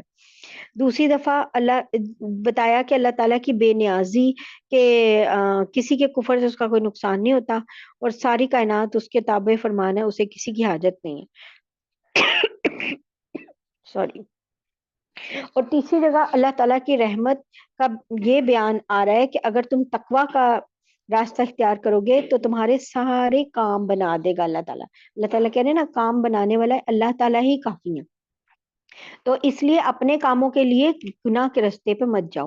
ان یشاء یذہبکم ایھا الناس ویأتی بآخرین، اور اگر وہ چاہے تو اے لوگو تم سب کو دنیا سے لے جائے اور دوسروں کو تمہاری جگہ لے آئے۔ وکان اللہ علی ذلک قدیر، اور اللہ اس بات کی پوری قدرت رکھتے ہیں، یعنی تم سے پہلے کئی امتیں لوگ آئے، اگر ہم دیکھا جائے تو انسان جو ہے وہ کئی ہزاروں سال پہلے کا ہے، اور ہمارے پاس جو تاریخ ملتی ہے وہ مشکل سے کوئی 7 ساڑھے 7 ہزار سال کی ملتی ہے انسانوں کی، جبکہ حضرت آدم کے اور ان کے بعد کے انبیاء یا یہ سب دیکھا جائے تو بھی یہ سلسلہ کئی ہزاروں سال پہلے کا ہے۔ من کان یرید ثواب الدنیا فعند اللہ ثواب الدنیا والآخرہ وکان اللہ سمیعا بصیرا۔ اور جو شخص صرف دنیا کا ثواب چاہتا ہے اسے یاد رکھنا چاہیے کہ اللہ کے پاس دنیا اور آخرت دونوں کا ثواب موجود ہے، اور اللہ ایسے ہیں کہ ہر بات کو سنتے ہیں اور ہر چیز کو جانتے ہیں. یعنی بار بار یہ کہا ہے کہ مسلمان کو صرف دنیا کی فکروں میں نہیں پڑنا، دنیا اور آخرت دونوں کی بھلائی مانگنی ہے. اس لیے یہاں پہ وہ میاں بیوی والی بات کہ وہ جو علیحدگی کا فیصلہ کر رہے ہیں یا آپس میں صلح کا کر رہے ہیں، تو دنیا کا فائدہ نہ دیکھیں، آخرت کا بھی دیکھیں، خام خواہ ایک دوسرے پہ الزام بھی نہ لگائیں. یا ایھا الذین آمنوا کونوا قوامین بالقسط شہداء للہ ولو علی انفسکم او الوالدین والاقربین ان یکن غنیا او فقیرا فاللہ اولی بہما فلا تتبعوا الہوی ان تعدلوا وان تلووا او تعرضوا فان اللہ کان بما تعملون خبیرا. اور یہاں پہ یہ بڑی ہی ایک عظیم یہ جو آیت ہے اس میں یہ آ رہی ہے کہ اے ایمان والو، انصاف قائم کرنے والے بنو، اللہ کی خاطر گواہی دینے والے بنو. اور ایک طرح سے جو اس کا مطلب آتا ہے نا، وہی آتا ہے اہل ایمان کھڑے ہو جاؤ پوری قوت کے ساتھ عدل کو قائم کرنے کے لیے اللہ کے گواہ بن کر. اتنی عظیم یہ آیت ہے، اس کے اندر عظیم ترین آیات میں سے ایک آیات ہے. اور یہاں کیا ہے، جدوجہد کرنے والوں کو اللہ کے گواہ جو ہے وہ کہا ہے، یعنی اتنی امپورٹنٹ یہ بات ہے. تو یعنی اب کیا ہوگا اگر اللہ کا نظام چل رہا ہو تو کیا ہوگا، جو چوری کرے گا اس کا ہاتھ کٹے گا، اور جو اسلامی قوانین ہیں وہ نافذ ہوں گے، اور اس کا فائدہ کس اور اگر یہ اسلامی قوانین اس کا فائدہ کس کو ہوگا، پوری سوسائٹی کو. لیکن اگر سسٹم ایسا چل رہا ہو کہ جس میں سرمایہ دارانہ نظام یا جس طرح کا یہ چل رہا ہے، غریبوں کا خون چوس چوس کے روز بروز سب موٹے ہوتے جا رہے ہیں، اور دوسری طرف محرومی ہی محرومی ہے، اور دولت کی تقسیم کا نظام ہی ایک بالکل غلط کر دیا ہوا. ایک طرف بھوک ہی بھوک ہے، ایک طرف امیر جو ہے امیر تر ہو رہے ہیں، غریب غریب تر ہو رہے ہیں. تو پھر کیا ہوتا ہے، عدل اور انصاف اور یہ سب نہیں ہوتا. اور شہر کی جو ایک شہری ہے، ایک جو پرسن ہے نارمل، اس کی بنیادی ضرورتیں بھی پوری نہیں ہوتی. تو پھر کیا ہوتا ہے، سارے فائدے لٹیروں کو اور حرام خوروں کو اور بلیک مارکیٹنگ کرنے والوں کو ہو رہے ہوتے ہیں. اور پھر وہ جمع جو دولت ہے وہ ایک طرف جمع ہوتی رہتی ہے، اور چور کا ہاتھ کٹے گا ہی نہیں. تو جب چور کا ہاتھ نہیں کٹے گا تو چوری کا ڈر بھی نہیں ہوگا، ڈاکے کا جتنی مرضی چوری کرے، مطلب چور کا ڈر نہیں، چور کے اندر کچھ ڈر نہیں رہے گا چوری کرنے کا کہ میں چوری کروں گا تو کچھ مسئلہ ہوگا نہیں. تو سسٹم کو جو ہے نا بدلنا اور دین کے نظام کو قائم کرنا جو ہے وہ بہت ضروری ہے، اور وہ تب ہوگا جب گواہی کے نظام جو ہیں وہ صحیح ہوں. اور اللہ تعالیٰ کیا کہہ رہے ہیں، چاہے وہ گواہی تمہارے خلاف اپنے خلاف پڑتی ہو یا والدین اور قریبی رشتہ داروں کے خلاف ہو، لیکن گواہی دینے والے بن جاؤ. وہ شخص جس کے خلاف گواہی دینے کا حکم دیا جا رہا ہے، چاہے امیر ہو یا غریب، اللہ دونوں قسم کے لوگوں کا تم سے زیادہ خیر خواہ ہے. لہٰذا ایسی نفسانی خواہش کے پیچھے نہ چلنا جو تمہیں انصاف کرنے سے روکتی ہو. اور اگر تم توڑ مڑوڑ کے یعنی غلط گواہی دو گے یا سچی گواہی دینے سے پہلو تہی کرو گے یا پہلو بچاؤ گے، تو یاد رکھنا کہ اللہ تمہارے تمام کاموں سے پوری طرح باخبر ہے. یا ایھا الذین آمنوا آمنوا باللہ ورسولہ والکتاب الذی نزل علی رسولہ والکتاب الذی انزل من قبل ومن یکفر باللہ وملائکتہ وکتبہ ورسلہ والیوم الآخر فقد ضل ضلالا بعیدا. اے ایمان والو، اللہ پہ ایمان رکھو اور اس کے رسول پر اور اس کتاب پر جو اللہ نے اپنے رسول پر اتاری ہے، اور ہر اس کتاب پر جو اس نے پہلے اتاری تھی. دیکھیں اس کے بعد کی بات نہیں آئی، یعنی قادیانیت یا اس طرح کا جو بھی مذہب ہو، ان سب کی یہاں پہ سب کی جڑ کٹ جاتی ہے. اور جو شخص اللہ کا اور اس کے فرشتوں کا، اس کی کتابوں کا، اس کے رسولوں کا اور یوم آخرت کا انکار کرے، وہ بھٹک کر گمراہی میں بہت دور جا پڑا ہے. ان الذین آمنوا ثم کفروا ثم آمنوا ثم کفروا ثم ازدادوا کفرا لم یکن اللہ لیغفر لهم ولا لیہدیہم سبیلا. اور جو لوگ ایمان لائے پھر کافر ہو گئے، پھر ایمان لائے پھر کافر ہو گئے، پھر کفر میں بڑھتے ہی چلے گئے، اللہ ان کو بخشنے والے نہیں ہیں اور نہ انہیں راستے پلانے والے ہیں. یعنی منافقوں کی بھی بات ہو رہی ہے اور ان کے بارے میں بھی کہ اور کہ اب وہ کیا راستے پہ آئیں گے کہ جنہوں نے اپنے اختیار سے کفر جو ہے چن لیا ہے. دوزخ کے راستے کو چن لیا ہے۔ زبردستی تو ایمان اللہ تعالیٰ نہیں دیتے، اور نہ ہی زبردستی جنت کے راستے پہ لاتے ہیں، کیونکہ دنیا جو ہے یہ دارالامتحان ہے، اور اللہ کسی کو زبردستی نہ مسلمان بناتے ہیں، اور نہ ہی اللہ تعالیٰ زبردستی کسی کو کافر بناتے ہیں، نہ زبردستی ہدایت دیتے ہیں۔ بشر المنافقین بان لهم عذابا علیما، منافقوں کو یہ خوشخبری سنا دو کہ ان کے لیے ایک دکھ دینے والا عذاب تیار ہے۔ الذین یتخذون الکافرین اولیاء من دون المؤمنین، وہ منافق جو مسلمانوں کے بجائے کافروں کو دوست بناتے ہیں۔ دیکھیں دوستی کے بارے میں، دیکھیں دوستی ایک ایسا رشتہ ہے، صرف یہ رشتہ ہے جو ہم اپنی چوائس سے چنتے ہیں۔ نہ ماں باپ ہمیں ہماری مرضی سے ملتے ہیں، نہ بہن بھائی ہماری مرضی سے ملتے ہیں، نہ ہمیں کوئی رشتہ اور رشتہ دار ہماری مرضی کے ہوتے ہیں۔ یہ جو بھی انسان جب پیدا ہوتا ہے تو ماں باپ بھی اللہ نے چنے ہوئے ہیں، اس کے بہن بھائی، اس کے رشتہ دار، سب اللہ چنے ہوئے ہیں اس کے لیے۔ پھر ایون کیا کہا جاتا ہے کہ جو یہ جو نکاح کا رشتہ ہے، اس کے بارے میں بھی کیا کہا ہے، جوڑے آسمانوں پہ بنتے ہیں، مطلب وہاں پر بھی آپ کی چوائس پھر بھی لمیٹیڈ ہی ہے، زیادہ چانس کس بات کا ہے کہ 90% کے وہ اللہ تعالیٰ نے ہی چنے ہوئے۔ تو اب اور کون سی چیز رہ گئی جو انسان خود سے چنتا ہے؟ وہ صرف ایک چیز ہے، صرف ایک رشتہ ہے، وہ ہے دوست۔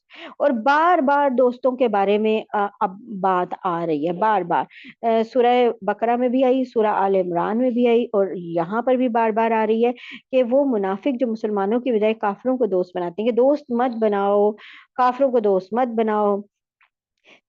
کیا وہ ان کے پاس عزت تلاش کر رہے ہیں؟ ایبتغون عندهم العزت فإن العزت للہ جميعا، کیا ان کے پاس عزت تلاش کر رہے ہیں؟ حالانکہ عزت تو ساری کی ساری اللہ ہی کے پاس ہے، اللہ ہی کی ہے۔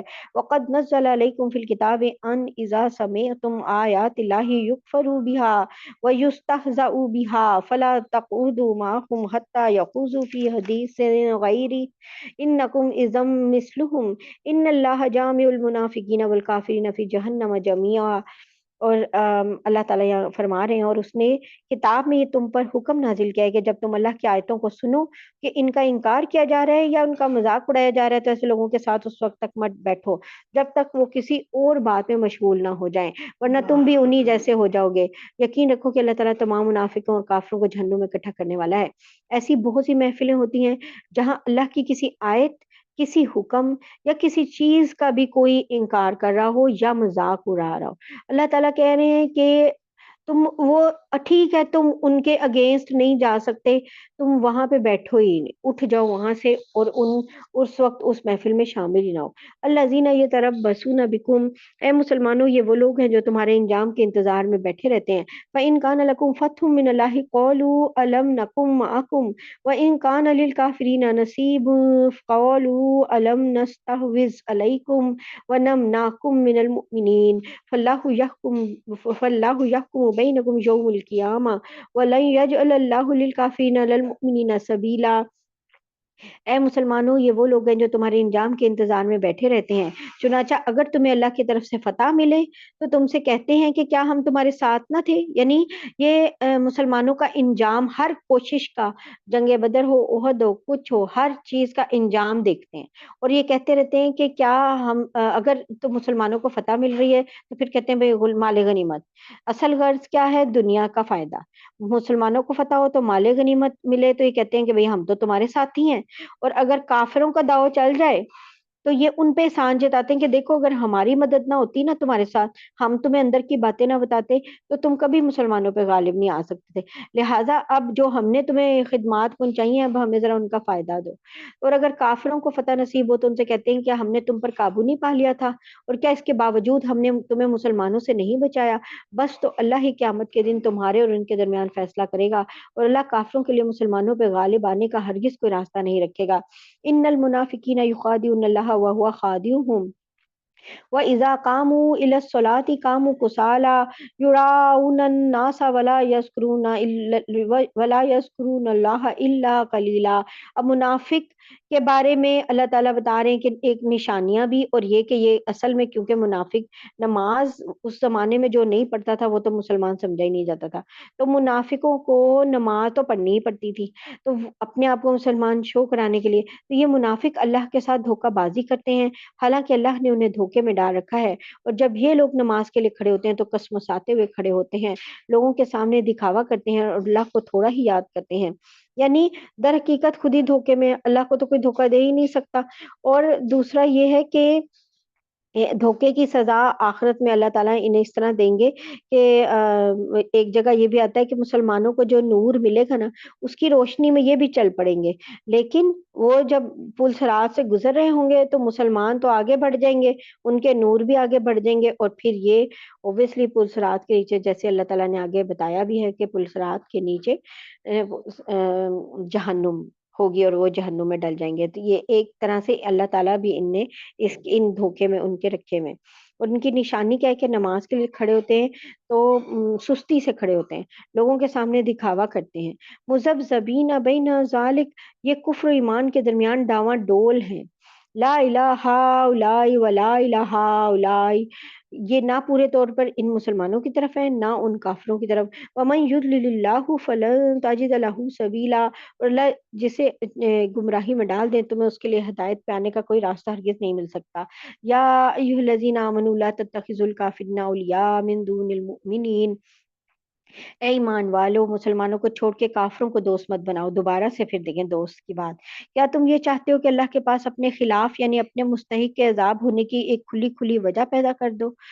ان المنافقین فی الدرک الاسفل من النار ولن تجد لهم نصیرا، یقین جانو کہ منافقین جہنم کے سب سے نچلے طبقے میں ہوں گے اور ان کے لیے تم کوئی مددگار نہیں پاؤ گے۔ اللہ تعالی ہم ان سے بچا لیں۔ الا الذین تابوا واصلحوا واعتصموا باللہ واخلصوا دینہم للہ فاولئک مع المؤمنین، اور البتہ جو لوگ توبہ کر لیں گے، اپنی اصلاح کر لیں گے، اللہ کا سہارا مضبوطی سے تھام لیں گے اور اپنے دین کو خالص اللہ کے لیے بنا لیں گے، تو ایسے لوگ مومنوں کے ساتھ شامل ہو جائیں گے۔ وَسَوْفَ يُؤْتِ اللَّهُ الْمُؤْمِنِينَ أَجْرًا عَظِيمًا، اور اللہ مومنوں کو ضرور اجر عظیم عطا کریں گے۔ مَا يَفْعَلُ اللَّهُ بِعَذَابِكُمْ إِن شَكَرْتُمْ وَآمَنْتُمْ، اگر تم شکر گزار بنو اور صحیح معنی میں ایمان لے آؤ تو اللہ تمہیں عذاب دے کے آخر کیا کریں گے۔ کتنا پیارا ایک اللہ کا اسلوب ہے کہ اللہ تعالیٰ کہہ رہے میں کیا، ما یفعل اللہ، میں کروں گا ہی کیا، تمہیں عذاب دے کے آخر کیا کروں گا میں، اگر تم شکر گزار بن جاؤ اور صحیح معنوں میں ایمان لے آؤ۔ یعنی شکر گزار بننا ہے اور ایمان لے کے آنا ہے بس۔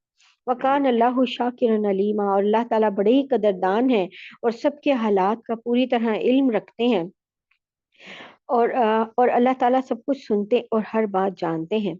لا يحب اللہ الجہر بالسوء من القول الا من ظلم وکان اللہ سمیعا علیما، اللہ اس بات کو پسند نہیں کرتے کہ کسی کی برائی اعلانیہ زبان پہ لائی جائے اللہ یہ کہ کسی پر ظلم ہوا ہو، اور اللہ سب سنتے ہیں ہر بات جانتے ہیں۔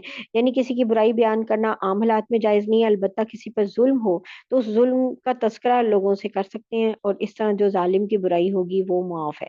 اور اس کے علاوہ مطلب اصل بات یہ ہے کہ اعلانیہ ایسی برائیاں کسی کی زبان پہ لائی جائیں جن کے بارے میں لوگوں کو خود بھی علم نہیں ہوتا تھا کہ وہ صحیح ہے یا غلط ہے، یا پھر صرف پروپیگنڈاز ہو رہے ہوتے تھے، تو جو صحیح ہے وہ صرف وہ آپ بیان کر سکتے ہو، ادروائز آپ اس طرح نہیں بیان کر سکتے، اور اللہ تعالیٰ سب کچھ سنتے ہیں ہر بات جانتے ہیں۔ وَإِن تُبْدُوا خَيْرًا أَوْ تُخْفُوهُ أَوْ تَعْفُوا عَن سُوءٍ فَإِنَّ اللَّهَ كَانَ عَفُوًّا قَدِيرًا، اگر تم کوئی نیک کام اعلانیہ کرو یا خفیہ طور پہ یا کسی برائی کو معاف کر دو تو بہتر ہے، کیونکہ اللہ بہت معاف کرنے والا ہے، اگرچہ سزا دینے پہ پوری قدرت رکھتا ہے۔ ان الذین یکفرون، اور جو لوگ اللہ اور اس کے رسولوں کا انکار کرتے ہیں، باللہ ورسلہ ویریدون ان یفرقوا بین اللہ ورسلہ ویقولون نؤمن ببعض ونکفر ببعض ویریدون ان یتخذوا بین ذلک سبیلا، اور اللہ اور اس کے رسولوں کے درمیان فرق کرنا چاہتے ہیں اور کہتے ہیں کہ کچھ رسولوں پر تو ہم ایمان لاتے ہیں اور کچھ کا انکار کرتے ہیں، اور اس طرح وہ چاہتے ہیں کہ کفر اور ایمان کے درمیان ایک بیچ کی راہ نکال لیں۔ ایسے لوگ صحیح معنی میں کافر ہیں، اور کافروں کے لیے ہم نے ذلت آمیز عذاب تیار کر رکھا ہے۔ اولئک هم الکافرون حقا واعتدنا للکافرین عذابا مہینا والذین آمنوا باللہ ورسلہ ولم یفرقوا بین احد منہم اولئک سوف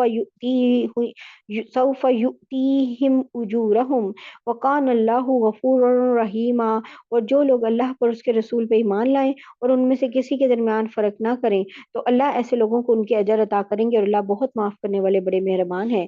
یسألک اہل الکتاب ان تنزل علیہم کتابا من السماء فقد سألوا موسیٰ اکبر من ذلک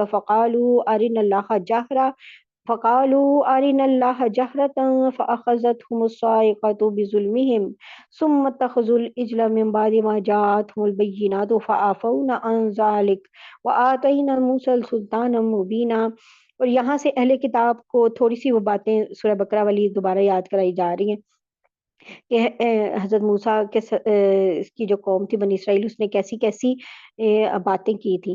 اے پیغمبر، اہل کتاب تم سے جو مطالبہ کر رہے ہیں کہ تم ان پر آسمان سے کوئی کتاب نازل کرواؤ، تو یہ کوئی نئی بات نہیں۔ وہ عجیب عجیب مطالبے ان سے کر رہے تھے کہ اب ہم تو تب مانیں گے اس کو کہ اللہ تعالیٰ کی طرف سے آیا ہے کہ جب آسمان سے کوئی 2 فرشتے اتریں، وہ یہ کتاب ہمیں لا کے دکھائیں اور ہمیں کہیں کہ اچھا اس کو اب قبول کرو، پھر یا پھر اور نئی نئی شرطیں، کوئی سیڑھی لگوائیں اور اس آسمان تک ہم خود جائیں اور جا کے دیکھیں کہ کوئی وحی نازل ہو رہی ہے، پھر مانیں گے، اور اس طرح۔ تو اللہ تعالیٰ کہہ رہے ہیں یہ کوئی نئی بات نہیں ہے، کیونکہ یہ لوگ تو موسیٰ سے اس سے بھی بڑے مطالبے کر چکے ہیں۔ اور سب سے بڑا مطالبہ کون سا تھا کہ چنانچہ انہوں نے موسیٰ سے کہا تھا کہ ہمیں اللہ کھلی آنکھوں سے دکھاؤ، کہ ہمیں اللہ جب تک ہمیں اللہ تعالیٰ نظر نہیں آئیں گے اور کہ وہ کہہ رہے ہیں تو پھر بھی نہیں ہم مانیں گے۔ چنانچہ ان کی سرکشی کی وجہ سے ان کو بجلی کے کڑکے نے آ پکڑا تھا، پھر ان کے پاس جو کھلی کھلی نشانیاں آئیں، ان کے بعد بھی انہوں نے بچڑے کو معبود بنا لیا تھا۔ اس پر بھی ہم نے انہیں معاف کر دیا اور ہم نے موسیٰ کو واضح اقتدار عطا کیا۔ وَرَفَعْنَا فَوْقَهُمُ الطُّورَ بِمِيثَاقِهِمْ وَقُلْنَا لَهُمُ ادْخُلُوا الْبَابَ سُجَّدًا وَقُلْنَا لَهُمْ لَا تَعْدُوا فِي السَّبْتِ وَأَخَذْنَا مِنْهُمْ مِيثَاقًا غَلِيظًا۔ اور ہم نے کوہ طور کو ان پہ بلند کر کے ان سے عہد لیا تھا، اور ہم نے ان سے کہا تھا کہ شہر کے دروازے میں جھکے ہوئے سروں کے ساتھ داخل ہونا، اور ان سے کہا تھا کہ تم سینیچر کے وہ جو سبت کا سیٹرڈے کا دن تھا اس کے بارے میں حد سے نہ گزرنا، اور ہم نے ان سے بہت پکا عہد لیا تھا۔ یہ سارے واقعات جو ہیں آ چکے ہیں۔ فَبِمَا نَقْضِهِم مِّيثَاقَهُمْ وَكُفْرِهِم بِآيَاتِ اللَّهِ وَقَتْلِهِمُ الْأَنبِيَاءَ بِغَيْرِ حَقٍّ وَقَوْلِهِمْ قُلُوبُنَا غُلْفٌ بَلْ طَبَعَ اللَّهُ عَلَيْهَا بِكُفْرِهِمْ فَلَا يُؤْمِنُونَ إِلَّا قَلِيلًا۔ پھر ان کے ساتھ جو کچھ ہوا وہ اس لیے کہ انہوں نے اپنا عہد توڑا، اللہ کی آیتوں کا انکار کیا، انبیاء کو ناحق قتل کیا، اور یہ کہا کہ ہمارے دلوں پر تو غلاف چڑھا ہوا ہے، یعنی ہمارے دل بالکل محفوظ ہیں، ان میں کسی مذہب کی کوئی بات داخل نہیں ہوتی، اور اسی لیے، اور یہ بات بھی پیچھے سورہ بقرہ میں جو ہے گزر چکی ہے۔ حالانکہ حقیقت یہ ہے کہ ان کے کفر کی وجہ سے اللہ نے ان کے دلوں پہ مہر لگا دی ہے، اس لیے وہ تھوڑی باتوں کسی بات پہ ایمان نہیں لاتے، تھوڑی باتوں پہ، یعنی حضرت موسیٰ کی نبوت پر تو ایمان لا رہے ہیں، اور ان میں سے بھی کئی چیزیں وہ خود ہی بدل رہے ہیں، تو اور نبی صلی اللہ علیہ وسلم پہ ایمان نہیں لا رہے، حالانکہ وہ سب کچھ انہیں وہاں پہ لکھا ہوا مل رہا ہے۔ وَبِكُفْرِهِمْ وَقَوْلِهِمْ عَلَىٰ مَرْيَمَ بُهْتَانًا عَظِيمًا، اور اس لیے کہ انہوں نے کفر کا راستہ اختیار کیا اور مریم پر بڑے بھاری بہتان کی بات کہی۔ وَقَوْلِهِمْ إِنَّا قَتَلْنَا الْمَسِيحَ عِيسَى ابْنَ مَرْيَمَ رَسُولَ اللَّهِ وَمَا قَتَلُوهُ وَمَا صَلَبُوهُ وَلَكِنْ شُبِّهَ لَهُمْ۔ اور اللہ تعالیٰ کیا کہہ رہے ہیں کہ یہ جو بڑی بہتان کی بات کیا تھی کہ حضرت عیسیٰ جو یہودی کیا کہہ رہے تھے کہ اللہ تعالیٰ کے اس معجزے کو تسلیم ہی نہیں کرتے تھے، بلکہ حضرت مریم پر جو ہیں، جو کہ ایک اتنی پاک خاتون تھی، اور اللہ تعالیٰ نے ان کی پاکی کی گواہی دی قرآن پاک میں، ان کے لیے امہ صدیقہ کہا، تو ان کے لیے کہتے تھے کہ یہ ان پہ الزام لگاتے تھے کہ یہ یہودی بھی اور قادیانی دونوں بھی یہ سیم الزام لگاتے ہیں کہ یہ حضرت عیسیٰ علیہ السلام جو تھے وہ کسی یعنی حضرت مریم جو تھی ان کا کسی کے ساتھ منگنی ہو گئی تھی اور ابھی شادی نہیں ہوئی تھی، لیکن ناجائز طور پر یہ استغفر اللہ جو ہیں وہ حضرت عیسیٰ جو ہے وہ ایک تعلقات کی وجہ سے پیدا ہوئے، وہ یہ کہتے ہیں۔ اور اللہ تعالیٰ کتنے پیارے طریقے سے انہیں کہہ رہے ہیں وَقَوْلِهِمْ إِنَّا قَتَّلْنَا الْمَسِيحَ عِيسَى ابْنَ مَرْيَمَ رَسُولَ اللَّهِ، یعنی اور یہ کہتے ہیں ہم نے اللہ کے رسول مسیح عیسیٰ ابن مریم کو قتل کر دیا تھا۔ وما قتلوه، یعنی کہ یہ تعجب کی بات اللہ تعالیٰ کے اظہار کریں، ان کی یہ جرت کہ یہ کہیں کہ ہم نے اللہ کے رسول کو قتل کر دیا تھا۔ وما قتلوه، اور نہیں یہ انہیں سولی نہیں دے سکے۔ یہ انہیں قتل نہیں کر سکے، انہوں نے حضرت عیسیٰ کو قتل نہیں کیا، وما صلبوہ، نہ ہی سولی دے پائے، ولیکن شبہ لہم، بلکہ انہیں تو اشتباہ ہو گیا تھا۔ یعنی ایک روایت ہے نا کہ حضرت عیسیٰ کی جو جاسوسی کر کے گرفتار کروا رہا تھا اسی کا چہرہ حضرت عیسیٰ جیسا بن گیا تھا اور اسی کو انہوں نے سولی دے دی تھی، شبہ لہم۔ اور اللہ تعالیٰ صاف صاف آگے دیکھیں کیا کہہ رہے ہیں، وَإِنَّ الَّذِينَ اخْتَلَفُوا فِيهِ لَفِي شَكٍّ مِّنْهُ، اور حقیقت یہ کہ جن لوگوں نے اس بارے میں اختلاف کیا ہے وہ اس سلسلے میں شک کا شکار ہیں، جو اختلاف کر رہے ہیں خود ہی وہ شک کا شکار ہیں، مَا لَهُم بِهِ مِنْ عِلْمٍ إِلَّا اتِّبَاعَ الظَّنِّ، انہیں گمان کے پیچھے چلنے کے سوا اس بات کا کوئی علم حاصل نہیں، کیونکہ انہیں تو علم ہی حاصل نہیں ہے۔ وَمَا قَتَلُوهُ یقینا، اور یہ یقینی بات ہے کہ وہ حضرت عیسیٰ علیہ السلام کو قتل نہیں کر پائے، بلکہ کیا ہوا، رفعہ اللہ الیہ، اللہ تعالیٰ نے انہیں اپنے پاس اٹھا لیا تھا، وکان اللہ عزیزا حکیما، اور اللہ تعالیٰ بڑے صاحب اقتدار، بڑے حکمت والے ہیں۔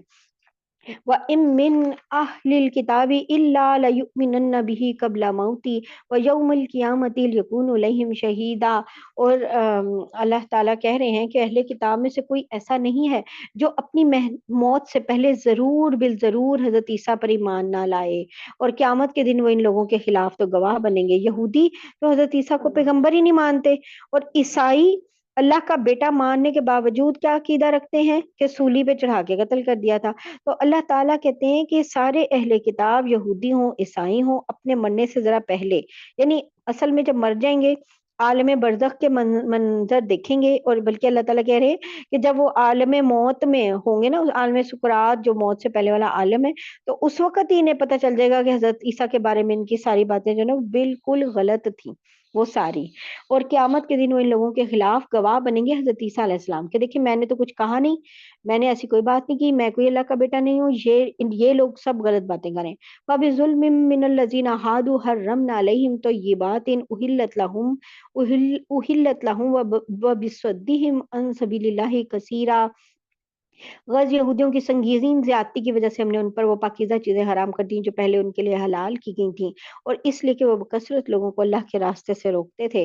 وَأَخْذِهِمُ الرِّبَا وَقَدْ نُهُوا عَنْهُ وَأَكْلِهِمْ أَمْوَالَ النَّاسِ بِالْبَاطِلِ وَأَعْتَدْنَا لِلْكَافِرِينَ مِنْهُمْ عَذَابًا أَلِيمًا، اور سود لیا کرتے تھے حالانکہ انہیں اس سے منع کیا گیا تھا، اور لوگوں کے مال ناحق طریقے سے کھاتے تھے، اور ان میں سے جو لوگ کافر ہیں ان کے لیے ہم نے ایک دردناک عذاب تیار کر رکھا ہے۔ لَكِنِ الرَّاسِخُونَ فِي الْعِلْمِ مِنْهُمْ وَالْمُؤْمِنُونَ يُؤْمِنُونَ بِمَا أُنزِلَ إِلَيْكَ وَمَا أُنزِلَ مِنْ قَبْلِكَ وَالْمُقِيمِينَ الصَّلَاةَ وَمُؤْتُونَ الزَّكَاةَ وَالْمُؤْمِنُونَ بِاللَّهِ وَالْيَوْمِ الْآخِرِ أُولَئِكَ سَنُؤْتِيهِمْ أَجْرًا عَظِيمًا، البتہ ان بنی اسرائیل میں سے جو لوگ علم میں پکے ہیں اور مومن ہیں وہ اس کلام پر بھی ایمان رکھتے ہیں جو اے پیغمبر تم پر نازل کیا گیا ہے، اور اس پر بھی جو تم سے پہلے نازل کیا گیا تھا، اور قابل تعریف ہیں وہ لوگ جو نماز قائم کرنے والے ہیں، زکوٰۃ دینے والے ہیں، اور اللہ اور یوم آخرت پہ ایمان رکھنے والے ہیں، یہ وہ لوگ ہیں جنہیں ہم اجر عظیم ادا کریں گے۔ انا اوحینا الیک کما اوحینا الی نوح والنبیین من بعد واوحینا الی ابراہیم واسماعیل واسحاق ویعقوب والاسباط وعیسیٰ وایوب ویونس وہارون وسلیمان وآتینا داود زبورا، اے پیغمبر ہم نے تمہارے پاس اسی طرح وہی بھیجی جیسے نوح اور ان کے بعد دوسرے انبیاء کے پاس بھیجی تھی، اور ہم نے ابراہیم، اسماعیل، اسحاق، یعقوب اور ان کی اولاد کے پاس، اور عیسیٰ، ایوب، یونس، ہارون اور سلیمان کے پاس بھی وہی بھیجی تھی، اور ہم نے داؤد کو زبور عطا کی تھی۔ وَرُسُلٌ قَدْ قَصَصْنَاهُمْ عَلَيْكَ مِن قَبْلُ وَرُسُلًا لَمْ نَقْصُصْهُمْ عَلَيْكَ، اور بہت سے رسول ہیں جن کے واقعات ہم نے پہلے تمہیں سنائے ہیں، اور بہت سے رسول ایسے ہیں کہ ہم نے ان کے واقعات تمہیں نہیں سنائے۔ وَكَلَّمَ اللَّهُ مُوسَىٰ تَكْلِيمًا، اور موسیٰ سے تو اللہ تعالیٰ براہ راست ہم کلام ہوا، اور یہ جو براہ راست تھا یہ کیا تھا، یعنی موسیٰ سے تو اللہ تعالیٰ نے باتیں کی تھیں، یہ 70,000 پردوں کے ساتھ تھا۔ رسلا مبشرین و منذرین لئلا یکون للناس علی اللہ حجۃ بعد الرسل، اور یہ سب رسول وہ تھے جو ثواب کی خوشخبری سنانے اور دوزخ سے ڈرانے والے بنا کر بھیجے گئے تھے تاکہ ان رسولوں کے آ جانے کے بعد لوگوں کے پاس اللہ کے سامنے کوئی عذر باقی نہ رہے۔ وکان اللہ عزیز حکیمہ، اور اللہ کا اقتدار بھی کامل ہے، حکمت بھی کامل ہے۔ लाकिन अल्लाहु यशहदु बिमा अंज़ला इलैका अंज़लहु बिइल्मी। ये काफ़िर लोग माने या ना माने, लेकिन अल्लाह ने जो कुछ तुम पे नाज़िल किया उसके बारे में वो खुद गवाही देता है। वल मलाइकतु यशहदून, और उसने इसे अपने इल्म से नाज़िल किया है, और फरिश्ते भी गवाही देते हैं। वकफ़ा बिल्लाहि शहीदा, और यूँ तो अल्लाह की गवाही ही बिल्कुल काफ़ी है। इन्नल लज़ीना कफ़रू वसद्दू अन सबीलिल्लाहि क़द ज़ल्लू ज़लालन बईदा। यकीन जानो कि जिन लोगों ने कुफ़र अपना लिया और लोगों को अल्लाह के रास्ते से रोका है, वो भटक कर गुमराही में बहुत दूर निकल गए हैं।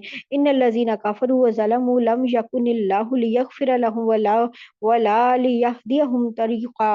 और जिन लोगों ने कुफ़र अपनाया है और दूसरों को अल्लाह के रास्ते से रोक के उन पे ज़ुल्म किया है, अल्लाह इनको बख्शने वाले नहीं और ना उनको कोई और रास्ता दिखाने वाले हैं। इल्ला तरीक़ा जहन्नम ख़ालिदीन फ़ीहा अबदा व कान ज़ालिका अलल्लाहि यसीरा। सवाए दोज़ख के रास्ते के जिसमें वो हमेशा-हमेशा रहेंगे, और ये बात अल्लाह के लिए बहुत मामूली बात है। या अय्युहन नासु क़द जाअकुमुर रसूलु बिल हक़्क़ि मिर रब्बिकुम फ़आमिनु ख़ैरुन लकुम व इन तकफ़ुरू फ़इन्ना लिल्लाहि मा फ़िस समावाति वल अर्ज़ व कान अल्लाहु अलीमन हकीमा। ए लोगो, ये रसूल तुम्हारे पास तुम्हारे परवरदिगार की तरफ से हक़ लेकर आ गए हैं। अब इन पर ईमान ले आओ कि तुम्हारी बेहतरी इसी में है, और अगर अब भी तुमने कुफ़र की राह अपनाई तो खूब समझ लो कि तमाम आसमानों और ज़मीनों में जो कुछ है अल्लाह ही का है, और अल्लाह इल्म और हिकमत दोनों के मालिक हैं। या अहलल किताबी ला तग़लू फ़ी दीनिकुम वला तक़ूलू अलल्लाहि इल्लल हक़। अहले किताब, अपने दीन में हद से ना बढ़ो और अल्लाह के बारे में हक़ के सिवा कोई बात ना कहो। इन्नमल मसीहु ईसा इब्नु मरियम रसूलुल्लाह, के मसीह ईसा इब्न मरियम तो महज़ अल्लाह के रसूल थे, महज़ अल्लाह के रसूल थे। रसूलुल्लाहि व कलिमतुहु, और अल्लाह के एक कलमा थे जो उसने मरियम तक पहुँचाया था। अलक़ाहा इला मरियमा व रूहुम मिन्ह, और जो उसने मरियम तक पहुँचाया था और वो एक रूह थी जो उसी की तरफ से पैदा हुई थी। अब ये जो है ना, यहाँ पे एक बड़ी एक नाज़ुक सी बात है, और क्रिश्चियन जो हैं, क्योंकि इस बात को बड़ा ही बढ़ा-चढ़ा के कहते हैं, व रूहुम मिन, यानी कि अल्लाह के रूह में से। तो एक बार हारून रशीद के दरबार में एक नसरानी तबीब था, एक क्रिश्चियन तबीब, उसने हज़रत अली बिन हुसैन वाक़दी से एक मुनाज़रा किया था इस बात पे, और कहा कि तुम्हारी किताब में एक आयत है, उसमें एक लफ्ज़ है जिससे हज़रत ईसा जो है अल्लाह का जुज़ साबित होते हैं, कि अल्लाह की रूह में से हैं। तो इलामा वाक़िदी ने एक और आयत है इसमें, वसख्खर लकुम मा फ़िस समावाति व मा फ़िल अर्ज़ जमीअम मिन्हु, सूरह जासिया की आयत नंबर 13 है, वसख्खर लकुम मा फ़िस समावाति व मा फ़िल अर्ज़ जमीअम मिन्हु, पढ़ दी। यानी कि जिसमें क्या था कि यानी ये सारा कुछ जो है, आसमानों का ज़मीना, ज़मीन, ये सब अल्लाह ताला की से है। तो ये जब यानी मिन्हु जो था ना, रूहुम मिन्हु, यानी उसकी रूह से, उससे। तो ये मिन्हु सुन के वो जो है ना, वो तो इसको पढ़ के वो तो उछल-उछल पड़ते थे कि वाह जी वाह! ये जो बात कही है, इससे क्या पता चलता है, ये तो अल्लाह का जुज़ साबित हो गया। तो यहाँ तबीब जो है लाजवाब हो गया, जब अल्लाह ताला ने कहा ना कि सारा कुछ आसमान और ज़मीन वाला, सूरह जासिया में जो है वो भी उसमें से, अल्लाह अल्लाह से।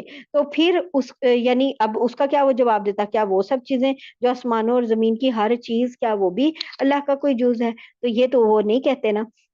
इसलिए वो लाजवाब हो गया।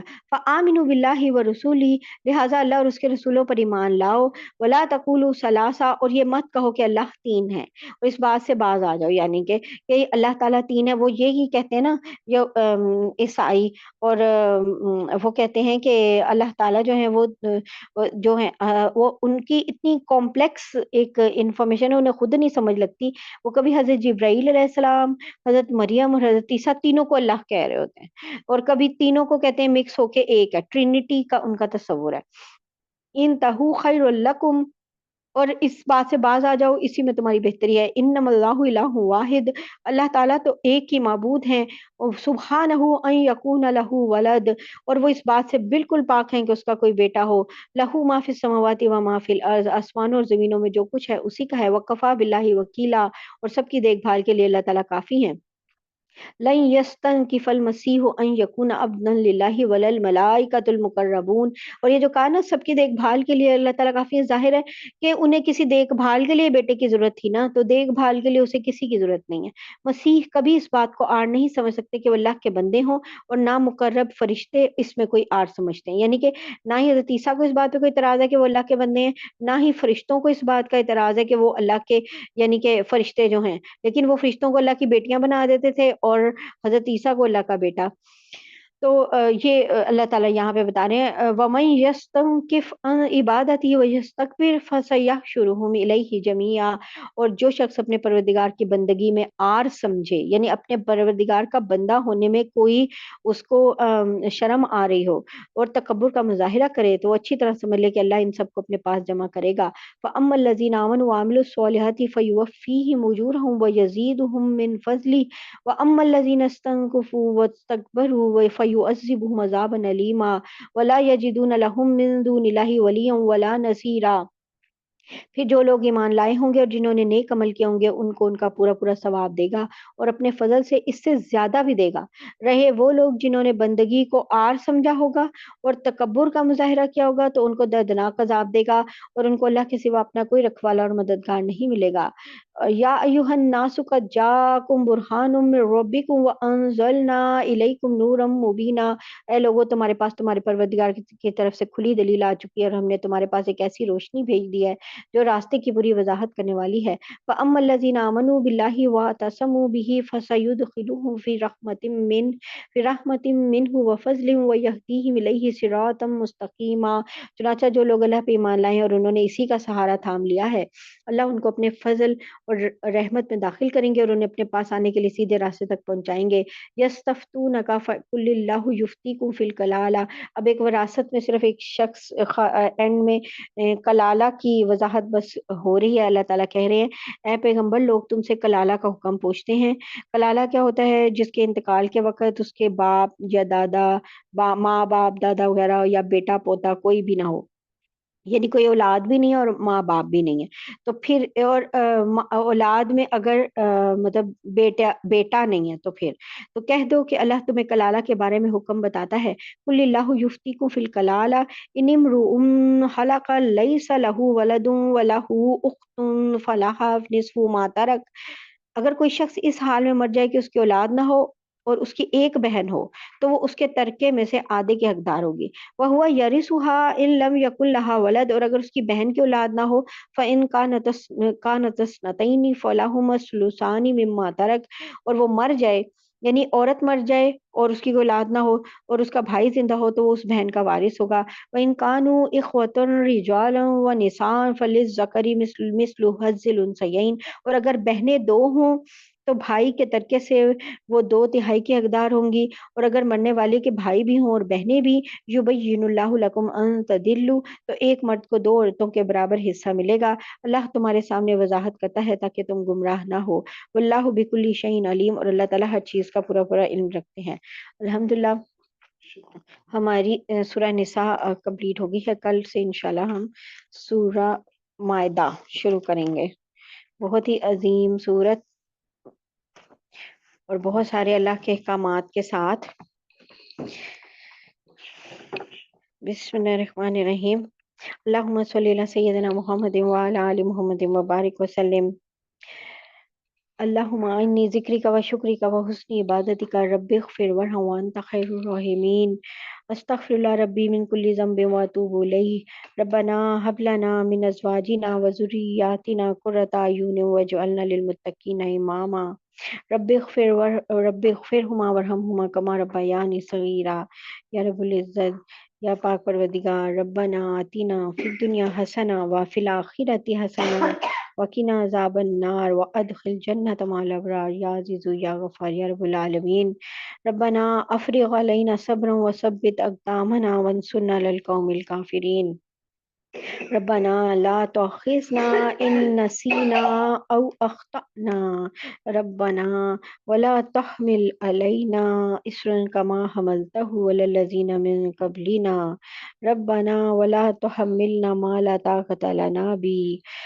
ولا ربنا ولا تحملنا ما لا طاقة لنا به واعف عنا واغفر لنا وارحمنا أنت مولانا فانصرنا على القوم الكافرين ربنا لا تزغ قلوبنا بعد إذ هديتنا وهب لنا من لدنك رحمة إنك أنت الوهاب إنك أنت الوهاب إنك أنت الوهاب یا رب کریم یا پاک پروردگار یا ذوالجلال والاکرام، یا اللہ ہمیں معاف کر دے، یا اللہ ہم بڑے خطا کار ہیں، یا رب العزت گناہوں سے بھری ہوئی زندگی ہے مالک، یا رب کریم، یا اللہ بہت کچھ کرنا چاہتے ہیں، یا اللہ آپ کو راضی کرنا چاہتے ہیں، یا اللہ اپنی آخرت کے لیے بہت کچھ کرنا چاہتے ہیں، یا رب کریم، یا اللہ بے شک ہم اپنے دوست خود ہی چنتے ہیں یا اللہ، لیکن آپ ہمیں ہدایت دیجئے، ہدایت والوں کے ساتھ شامل کیجئے گا، ہم دوست بھی آپ کی انسٹرکشنز کے مطابق ہی چننا چاہتے ہیں یا رب العزت، یا اللہ ہم اپنے بچوں کی اچھی تربیت کے لیے بہت کچھ کرنا چاہتے ہیں، لیکن یا اللہ ہمارے ارادے بڑے ہی کمزور ہیں، یا اللہ یا اللہ ہم میں سے وہ لوگ جو اللہ کے راستے میں ہجرت کر سکتے ہیں یا انہیں ہجرت کا کوئی شرف ملتا ہے، یا اللہ وہ بے شک بڑے ہی خوش قسمت ہیں یا رب کریم، یا رب العزت آپ کا لاکھ شکر ہے، آپ نے ہمیں ایسی جگہوں پہ رکھا کہ جہاں ہم اپنے اسلام کو پریکٹس کر سکتے ہیں یا رب کریم، آپ کا بہت کرم ہے یا اللہ، آپ کا بہت بہت کرم ہے یا اللہ، ہمارے وقت میں برکت عطا فرمائیے یا اللہ، یا اللہ ہمیں صبر کرنے والوں میں شامل کیجیے یا اللہ، ہمیں دوسروں کو معاف کرنے والا بنائیے یا اللہ، ہمیں اپنے گناہوں پہ شرمندہ کرنے والا بنائیے یا اللہ، توبہ کرنے والا بنائیے گا یا رب العزت، یا اللہ ہمیں اپنے اعمال کی فکر کرنے والا بنائیے یا رب العزت، یا اللہ لوگ کیا کہہ رہے ہیں، کیا کرتے ہیں، ہمیں کیا سمجھتے ہیں، یا اللہ ہمیں ان ساری فکروں سے آزاد کر دیجئے یا اللہ، ہمیں ان ساری فکروں سے آزاد کر دیجئے یا رب کریم، یا اللہ ہماری اولادوں کو ہماری نسلوں میں یا رب کریم ہدایت عطا فرمائیے یا رب العزت، ہمیں بھی ہدایت عطا فرمائیے، ان سب کو بھی ہدایت عطا فرمائیے یا اللہ، یا اللہ اس دنیا میں اتنا ظلم ہو رہا ہے یا رب کریم، یا اللہ ہم ظالموں کے ساتھی نہیں بننا چاہتے یا رب کریم، ہمیں آپ ہدایت دیجیے، ہم ظالموں کے ساتھی نہیں بننا چاہتے یا رب کریم، یا اللہ ہمارے دل المظلوموں کے ساتھ دھڑکتے ہیں یا رب کریم، یا اللہ ہمارے پاس دعاؤں کے سوا کوئی راستہ نہیں ہے ان کے لیے یا رب کریم، ہمارے پاس دعاؤں کے سوا ان کے لیے کوئی راستہ نہیں ہے یا اللہ، ہر جگہ جو بھی ظلم کرنے والا ہے یا اللہ، یا اللہ تو اس کا خود ہی ہاتھ پکڑ لے یا رب کریم، یا اللہ تو خود ہی ظالم کو سبق سکھا دے یا رب کریم، تو ہم میں سے کوئی صلاح الدین ایوبی اٹھا لے یا اللہ، کوئی حضرت عمر بھیج دے یا رب کریم، یا اللہ پھر کوئی حضرت علی بھیج دیجیے یا رب کریم، یا اللہ پھر کوئی خالد بن ولید بھیج دیجیے یا اللہ، پھر آپ کی تلواروں کی ضرورت ہے یا رب کریم، ہمیں پھر آپ کی تلواروں کی ضرورت ہے یا رب کریم، یا اللہ یا رب العزت، اے میرے مالک ہمارے گناہوں کو معاف کر دیجئے یا اللہ، ہمارے گناہوں کو معاف کر دیجئے یا رب العزت، ہمارے گناہوں کو معاف کر دیجئے، ہمارے لیے نیکیاں کرنا آسان کر دیجئے یا رب کریم، ہمیں نیکیاں کرنا آسان کر دیجئے یا اللہ، ہدایت کے رستے پہ چلنا آسان کر دیجئے، اللہم انی اسألک علما نافعا ورزقا واسعا وعملا صالحا متقبلا وشفاء من کل داء، اللہم انی اسألک جنت الفردوس، اللہم انی اسألک جنت الفردوس، اللہم انی اسألک جنت الفردوس، سبحانک اللہم و بحمدک نشہد ان لا الہ الا انت نستغفرک و نتوب الیک، سبحان ربک رب العزت عما یصفون وسلام علی المرسلین والحمد للہ رب العالمین، جزاک اللہ خیر، السلام علیکم و رحمۃ اللہ وبرکاتہ۔